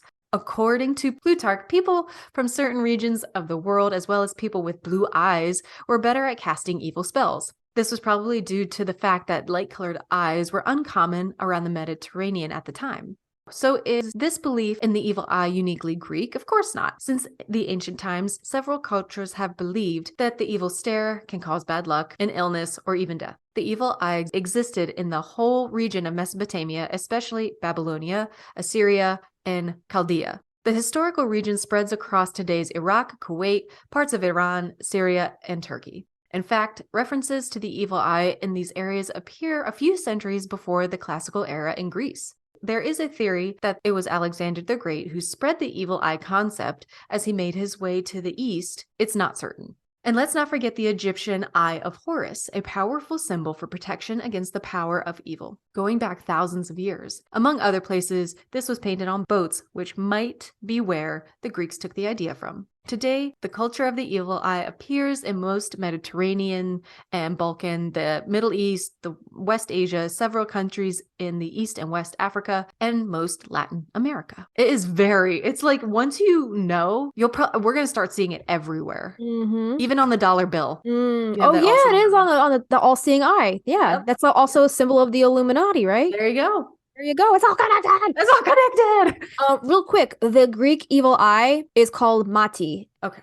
Yeah, it's somewhere in this article. We'll link it all below. I feel like we should have a poll. Like, do people care about our sources? I love them. I think they're awesome because you go down so many wormholes. Oh my God, it's a But I feel like yeah. people are like, we don't give a shit. Like, we don't care where you found your stuff. Yeah, but I mean, like, if they want to do their own digging, or they want to re-reference anything that we've talked about, if they want to get guess. it in print or copy paste to their own little grimoires or whatever they use for their yeah. own reference material, it's helpful in that aspect. If they Yeah. want to use it, it's there. So we're gonna skadooch, our favorite word. We're gonna skadooch on over to sympathetic magic in pop culture, movies, and media. Yeah. By the way, there's a lot. This site was loaded. Yeah. So we're going to read through some of the more well-known ones we'll read through, but some of them will just spew out. But this is tvtropes.org. Okay. There were a lot. So they did movies, literature, TV, music. So we'll go through some of these. What do you want to do? Do you want to do films? You just Or go do you right down wanna the do line. You have films here Yeah, first. yeah. Okay, Yeah, cool. but do you want to go first? Or do you want me to All go right. first? All right. So, Drag Me to Hell. Did you ever see that movie? I don't think I ever saw that movie. I remember the poster or like the cover. Who's in that? I don't know. I don't remember if this was it or not, but Sam Raimi, didn't he direct Evil Dead? And I think this was in 2009. He returned to the horror genre, stars Alison Lohman as Christine Brown. I don't know if this has anything to do with Evil Dead, but anyway. It says, after being denied an extension on her mortgage by loan officer Christine Brown, the gypsy Sylvia Ganesh rips a button from Christine's coat, using it to put a curse on her that will result in her being dragged off to hell, as per the title of the movie. Of course. Yeah. Christine spends the entire movie trying to come up with a way to avert this awful fate. Interesting. Yeah. The next one is Scooby-Doo on Zombie Island. I don't think I ever saw this. Is but this the one with Freddie Prinze Jr.? Oh no, it's the cartoon one. It's a cartoon one. Never mind. Okay. So it says the bad guys have ones of most of the heroes, made of wax and bits of hair, cloth collected from the intended victims. I don't know what ends up happening to them. I never saw that, but it is referenced in that movie. The next one is the first Child's Play movie. Chucky uses a voodoo doll to torture his former mentor into telling him how he can become human again. I don't remember that. Do you remember that one? I don't think I was ever allowed to watch that movie. Really? Oh, I remember. That was like one of the first scary movies that I saw, and I think I saw it by accident. I was at like a friend's sleepover party, and it was on like just like as background noise, but I got like sucked in, and I was watching the scene where like I forget, does like Chucky like barge through like a wall or something like that? Or You're asking maybe, the wrong person. maybe I'm thinking that because I had bad dreams about that for like years after I saw that. You know what movie I watched way too early that I had nightmares about was Scarface. Really? My older brother, he's only 3 years older. Somehow we ended up with the VHS of Scarface. So I think I was like 10 watching this guy's legs get fucking Oh my popped god. off in the bathtub. And I was Oh, like, jeez. All right. there's no sympathetic magic in that movie that I know of. Okay. Okay. All right. So the next one is in Pirates of the Caribbean on Stranger Tides. I don't remember what order they go in, but No, like, it's there's so definitely- many. Yeah, there's so many at this point. But Blackbeard made a voodoo doll of Jack in order to keep him under control. It was thrown over a cliff to see if Jack would survive the jump and didn't appear again until the stinger, where it ended up in Angelica's possession. And also the one we mentioned earlier with the job dirt. jet. Yeah. I got a job dirt. I got a job dirt. The next one is Dogma, where Loki just jumped up on that desk. Loki. See, he knows. He knows. He knows. So Loki constructs a voodoo doll of the chairman of Mubi's board of directors, and after the reason you suck speech to the entire board, smashes it. The chairman recoils in fear, but is unharmed. Come on, I don't believe in voodoo, Loki says as he walks out laughing. He comes back in with a gun, but I do believe this, and he shoots almost everyone. Do you remember that scene? It's so funny. Oh, I think I've I seen like that that movie movie. maybe a couple times, but that whole world that Kevin Smith has going on, it's hysterical. Mhm. I haven't seen Dogma quite a lot. I've maybe seen a couple times, but I'm really partial to the Jay and Silent Bob movies. I don't know. Were you a big fan of Clerks and Mallrats too? I think I was too young and Dogma was just at the right time. You know what I mean? Okay. They're Yeah. the ones I didn't really watch. Do you remember Alanis Morissette? Didn't she play God in that She movie? did. Oh, that cameo is so good. Right? Alan Rickman. So good. So now we should do a watch party of that movie now. That would be a good one. The next one is Blair Witch, where the group wakes up to find their camp surrounded by stick figures hanging from the trees, one of which has a clump of Talia's hair woven into it. Yeah, it's a big one. Yeah, those Blair Witch stick figure dolls are creepy as fuck. The next one is this one is probably hands down one of my favorite ones, and one of the ones that have such a lasting impression in Yes. my mind as a Yes. child, because I grew up watching this. Yes. This was one of my first introductions to voodoo dolls, probably. Okay. The young Maharaja in Indiana Jones and the Temple of Doom uses one to cripple Indy as he's busy fighting with the giant Mook, requiring Short Round to step in and save Indy from a certain head-squishing death. The Thugi cult didn't use voodoo dolls in real life, preferring to strangle their victims with scarves. But it should be obvious by now that Indiana Jones is not a documentary anyway. Yeah. Yeah, definitely. Kalima. Kalima. Kalima. Oh, and then he sticks his hand into all those like Yeah. bugs. Oh, that movie's so good. Kalima Shakti Day. Yeah. I love it. What does he say when they're I forget what they're saying as like the body is like getting lowered into the fire. They're like all chanting something, right? What are they saying? What are they saying? I don't remember, but that whole scene is just iconic. Next up is the Princess and the Frog. Among Dr. Facilier's friends on the other side are enchanted voodoo dolls that beat on drums whenever he works his voodoo. He also had a traditional voodoo doll of Big Daddy LaBeouf that he intended to use to kill him in the moment Lawrence and Charlotte were married. thus enabling him to get control of the LaBeouf fortune. I think I've seen that movie maybe once. Yeah, same. Next up is The Witches of Eastwick, which is a film, but this is also listed under literature, so we'll talk about that in a little bit. Do you want to take some of these literature ones? Yeah. The Immortals Quartet by Tamara Pierce. Nomura finds Diane using a focus, quote unquote focus, made out of locks of her hair. The picture of Dorian Gray is in here also. We talked a little bit about earlier. It's exaggerated in this story, and adaptations of the book, or the character, Dorian himself, is completely immune to everything harmful, both natural, self-inflicted, and attempts by others due to the magic of the painting, and only damage due to the titular picture can hurt him. In Harry Potter, Polyjuice Potion allows the drinker to transform into somebody else if they happen to have a strand in the hair from that person to brew into the potion.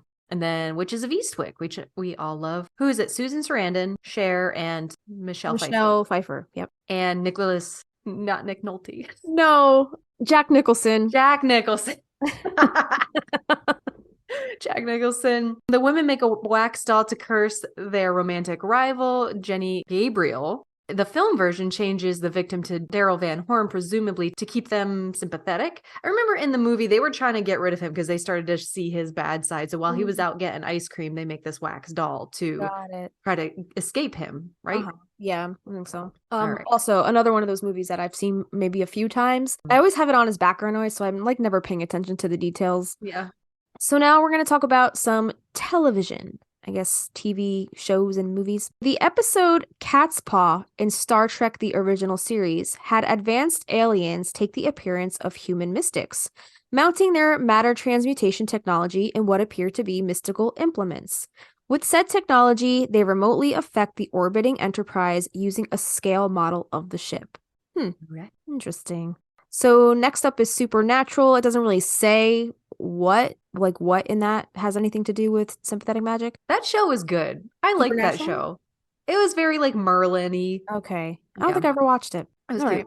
American Horror Story, Coven. I remember this one. Do you remember Queenie? She describes herself as a human voodoo doll. Yes. Whatever she inflicts on her body appears on anyone she chooses while causing no pain or injury to herself. Then Marie Laveau uses an actual voodoo doll on Hank Fox as punishment for not killing the witches of Miss Robichaux's academy. And also, I'm pretty sure that season, Coven, that all takes place in New Orleans. So it's all full of like voodoo and lore and all that like New Orleans type of Creole kind of lore. So really cool. Next up is Buffy the Vampire Slayer. In The Witch, Catherine Madison uses Barbie dolls as poppets to curse the cheerleaders in an attempt to win a spot on the squad. Oh, cute. That's funny. Next up is Charmed, the show in 1998. The Hallowell sisters occasionally use puppets as part of a spell to direct the effects onto a specific target. Paige once mentioned owning a voodoo doll to warn a boyfriend of how she'll repay him if he uses her dark and troubled past against her. Damn. Da-na-na-na. Yeah, nobody's ever blackmailing her again. Jesus. Next is Doctor Who. In the episode The Shakespeare Code, the trio of alien witches have one that they use to injure and kill people, which is activated by acquiring a bit of hair from the victim. There's also a more complex puppet used on Shakespeare as part of their plan. Are you a Doctor Who fan? Do you watch that show at all? I haven't. No, I don't. Yeah. I saw the one about Vincent van Gogh. That was really touching. Okay. Avi was super into that for a while, and he tried getting me to watch it. It's okay. Okay. It's okay. It's not. It wasn't my favorite show, but you know. Anyway, so in the Gilligan's Island episode titled Voodoo, a witch doctor used voodoo dolls to control the castaways and turn the professor into a zombie. At the end of the episode, Gilligan decides to get back at him by making a voodoo doll of him, and despite Skipper's saying it takes years of practice to make voodoo work, Gilligan inadvertently drove the witch doctor from the island when he stabbed the doll with a pin in the butt. That's such a wholesome show. Right, isn't it? Cute. And then lastly, in The Simpsons episode Praiseland, the eponymous family are helping Ned clean out the things that remind him of his late wife Maude, and Bart takes Rod's first tooth to use in magic. Oh, God. Okay. I don't think I ever saw that episode. So many Simpsons episodes. So many. That's such a weird thing that they have about predicting future events. Right. Yeah. Yeah. That is super weird. Let's talk about some music. This is the last little bit for pop culture. So, The Figurehead by Merry Wives of Windsor is about a captain who makes a figurehead shaped like his wife to put on his ship, which you see a lot of on ships. They usually have that very front portion as a woman to protect them. Right. Do you remember in Jason and the Argonauts, it's facing the crew? Usually it's facing the sea. Uh-huh. But in that movie, it's facing the crew to watch over them, and Hera gives Okay. Jason her message that way. Okay. Do you remember that at all? Vaguely. Okay. I just think it's interesting how nautical lore, it's bad luck to have a woman on the ship. And But they say that in that movie. what? They say that in that movie too. They say that in a lot of different nautical movies and lore and different things like that. So it's bad luck in essence to have a woman on the ship. But most sailors refer to their ship as a woman. How does that make sense? I don't know. Right? I don't know. So weird. Anyway, There's a just good an Nico observation. Case song about, she talks about warships called She. Is one Okay. of the lines in it's a really good song. All right. Every time the ship goes to sea and suffers damage, he comes home to find his wife with a similar injury. Finally, the wife has had enough and jumps into the sea, not to drown herself, but to sink the ship. I want to hear this song. Yeah. Florence and the Machine has a song called No Light, No Light, and in the video, a voodoo doll is used against Florence, causing her to fall off a skyscraper. Ozzy Osbourne has a song called Little Dolls that has to do with sympathetic magic. And in Snoop Dogg's video From the Church to the Palace, a young boy uses an action figure of Snoop to unwittingly cause all sorts of mayhem. Interesting. There's actually one more that I'm surprised didn't make this list. Oh, what? Do you remember that song? Ooh, ee, ooh, ah, ah, ting, ting, Yeah. walla, bing, bang. That song is called The Witch Doctor. Oh, okay. So just a little bit about that song. It was written in 1958, written and performed by Ross Bagdasarian under his stage name David Seville. In the song, the singer asks a witch doctor for romantic advice. The witch doctor responds with a nonsense incantation, which creates an earworm. And most famously, I think the Chipmunks sang that song, right? Did the Chipmunks have a part in that song? So yeah, that's another little nod to voodoo in music. The voodoo that you do. Isn't that Oh a song yeah, too? and then that song from the Labyrinth. Do you remember that song? You remind me of the babe. What babe? Babe of the Babe. what power of voodoo? Who do you do? You what? Remind me of the babe.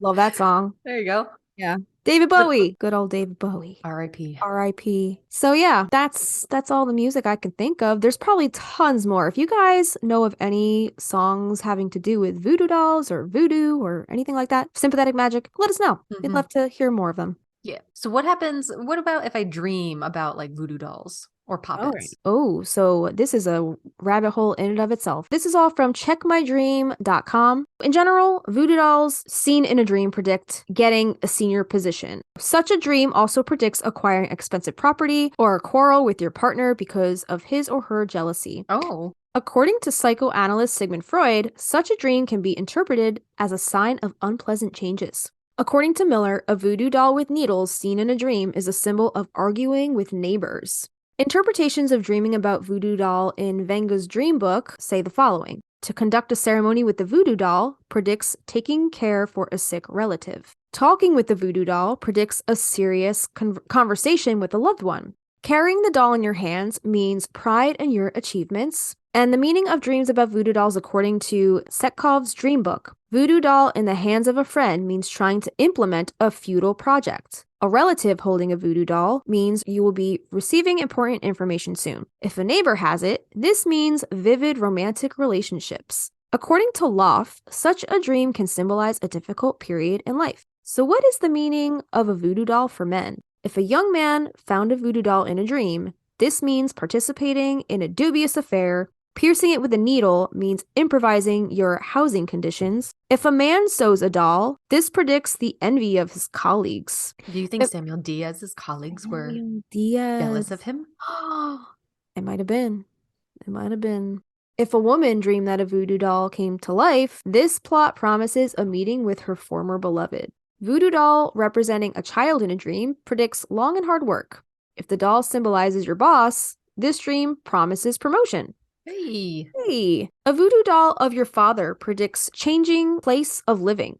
dreaming about a voodoo doll of your wife symbolizes looking for a way out of a difficult situation. Popular dream meanings by Meneghetti's Dream Book. So Meneghetti says, trying to manipulate someone using the magic of a voodoo doll predicts creating a strong family. Buying a voodoo doll means unexpected wealth, thanks to which the dreamer will be able to start his own business. Selling a voodoo doll is a symbol of self-doubt. And Velez gives the following short interpretations of a dream depending on what kind of voodoo doll you saw. So a porcelain voodoo doll in a dream predicts long, hard work that will bring good profit. A clay voodoo doll represents poor health. A rag doll promises the fulfillment of an old dream. A straw doll brings popularity among women if seen by men. If a woman saw a voodoo doll, this means unsuccessful attempts to restore friendly relations. 2 voodoo dolls in a dream represents worries for children. A voodoo doll in blood represents vain hopes. A doll without a face predicts temporary separation from the one you love. A doll made from hair predicts a visit of unexpected guests. A black voodoo doll is a symbol of unrequited love. Alright, so negative meanings of dreaming about voodoo dolls. To receive a voodoo doll as a gift in a dream means losing an important document. Oh no. Throwing it out of the window means poverty. Burning a voodoo doll that's on fire means death of an elderly family member. What are the positive meanings of voodoo dolls in dreams? To make a voodoo doll in the form of an enemy or an envious person promises victory in a dispute. And lastly, finding a voodoo doll in your own bedroom means revealing hidden talents. Those are kind of all over the place. Right? Like, that was a hot mess. That's a lot. That'll be in our notes if you need to look back. Do you have anything from Brasidia, Ryan? I did not. I looked for poppet. Really? I looked for voodoo. What about doll? That seems generic enough. Okay. She might have something to say about a doll. All right. Dag. Doll. House. Dollar. Doll. Okay. Brasidia Ryan from Ultimate Dictionary of Dream Language says, you will become very concerned about the behavior and whereabouts of children. You must also carefully watch young adults around alcohol in order to prevent any mishap for the next 3 days. Again, like what? Her time frames just crack me up. Also, I do like my other dream book. It's very good. It doesn't have as much as this, yeah. but this one is just so funny. Like, Yeah, it doesn't make any sense. Nothing. No sense at all. That's great. All right. I think that's all we have for you guys today. That's a big old girl. That is a big girl. Big old booty. I do want to make a little doll of myself or my little kitty cats. Yeah, now I want to make one of them. I could have totally brought that on my cruise and just snuggled with those every night because I missed them so much when I left. Little travel poppet. Yeah, so we hope you guys enjoy that. If you guys have made your own poppets or done your own sympathetic magic, we'd love to know your experiences. So definitely email us at magnoliastreetpodcast@gmail.com or slide into our DMs over on the Insta at Magnolia Street Podcast. And yeah, we love to read all of your feedback on the show. And if you join our $5 tier on Patreon, you can join our Discord and our private Facebook community. And on our Discord, you can weigh in on all the discussions and on the patron perspectives. We love to chat with you guys over there and learn more about your own experiences in the magical world. And come to our movie night Sunday, May 28th, 2023 on our Discord. That's also on our Discord. So $5 Patreon, get in on it. Go do it like my song. Awesome. All right. So anything else? Do we have anything else today? That's it. That was, I think that's it. What's on the Patreon poll for the next month? I will tell you right now. I'll tell you that Griffin Dunn is on the Patreon poll for sure. Ooh. And I think it was Kim. Yeah, Kim. It was like, you would have so much to talk about. And I really kind of want to reach out to Alice and be like, do you have anything you would like to share about working with Griffin? Yeah. So we have, and it's a 3-way tie right now between Griffin Dunn, Jimson Weed, aka Thorn Apple, Magnolias, or palm reading. And palm reading so far has 0, right? Correct. Okay. Yeah, so you guys, for as little as $1, you guys can get in on the Patreon poll and weigh in on what you guys want to hear us talk about, because you guys are steering this ship. We have nothing to do with that. Bad on boats. All right. I think that's all we have for you guys today. That's it. I'm Christina. I'm Justina. We'll see you next time. Is that good? That was good. That was right on. At that house down the street,